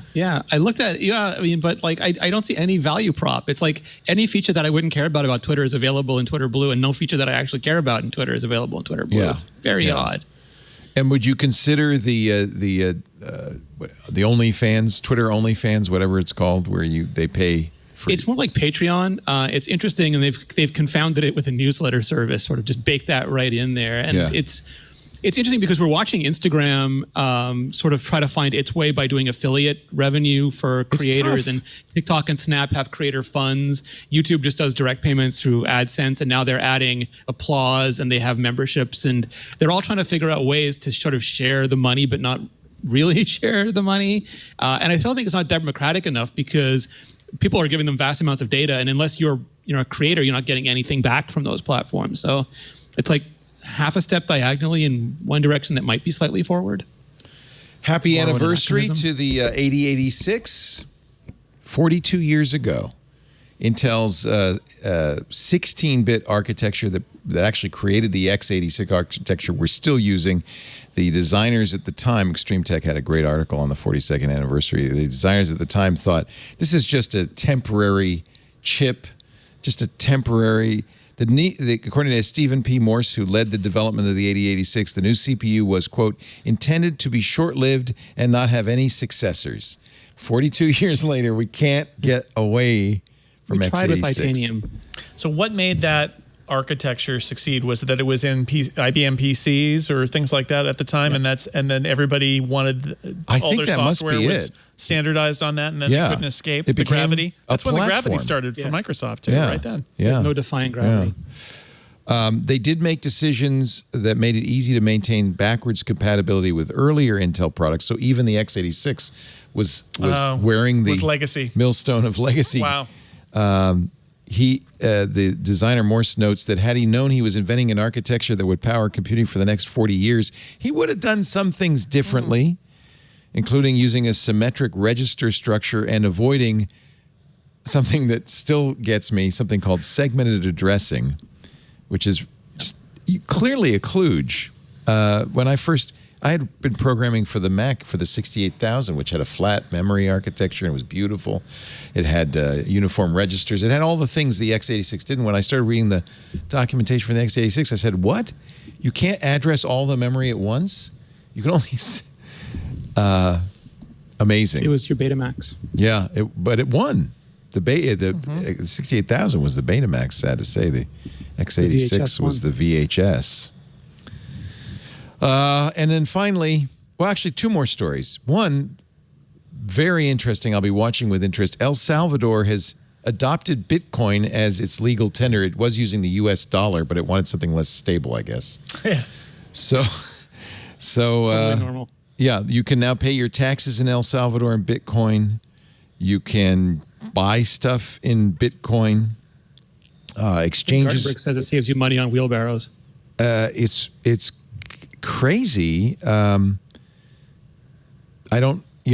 It's just so volatile. It seems like it might be a bad choice for a national currency, but part of the problem is about 70% of the El Salvador population doesn't have access to banks or any other traditional financial services. So this way they can create skip the bank thing and go straight to the crypto thing. Skip the copper. Bitcoin is kind of, it was up 230% over the last 12 months. So it's very volatile, but now it's back down a little bit. It's just crazy. And finally, I will end with this because this is our comedy segment. Representative Louis Gohmert of Texas. I don't know. Do you have people like this in the Canadian Parliament? Sadly. Yeah, they're all from Alberta. Oh, zing. Sorry, yes. Alberta. And Quebec. Quebec is zany too.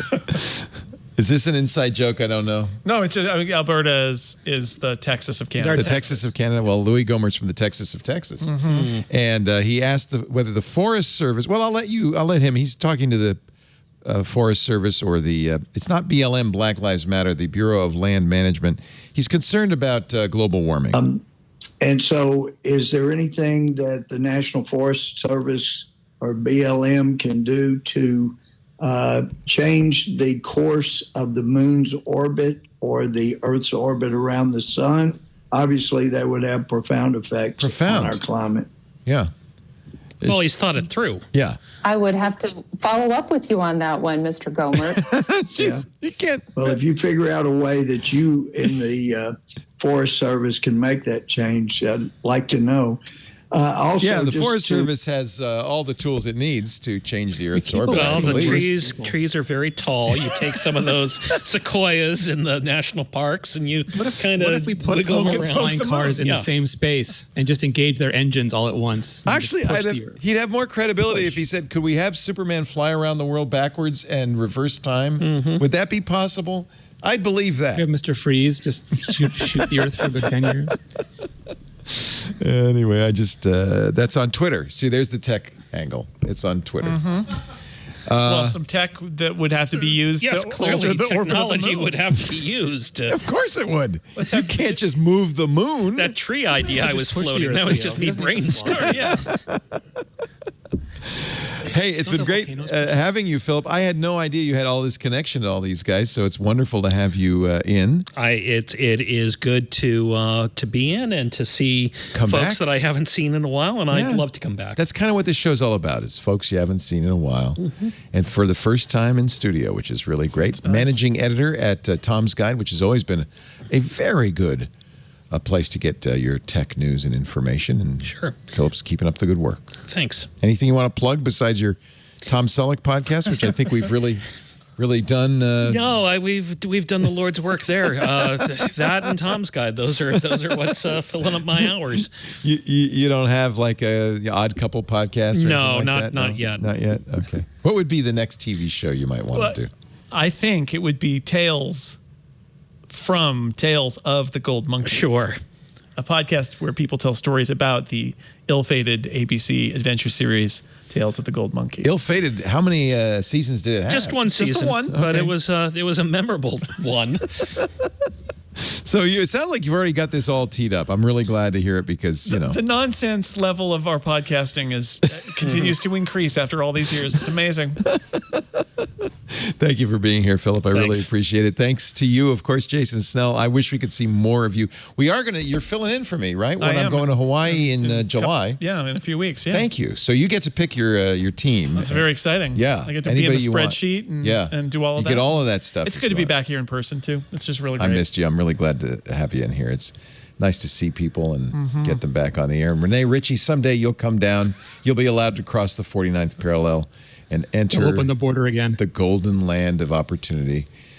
Stuck up there in Montreal. YouTube.com/Rene Ritchie is his YouTube feed. Anything? What are you up to these days? I saw you had a good reaction video on iOS 15. Anything Yeah, else? I had like a really, really hard week beyond WWDC, and it made me reevaluate a lot of stuff. So I decided the last two videos were very different than usual. I was very based, and I think I'm going to continue that, like less packaged, more direct communication. So I'm changing up the style of the videos. Probably starting. Which one should this I week. watch is the prototype? Why you hate iPad OS 15? Both iPad those. Yeah, Pro both of Rage? those. That was a good one. I'm going to watch that. Thank you. Okay. Like little things, like, not disclosing that the guy you have talking badly about Apple Silicon is paid by, consulting by Intel. Those sort of things. I think you just mentioned those in passing, in your coverage. You think you would. Who did that? Yeah.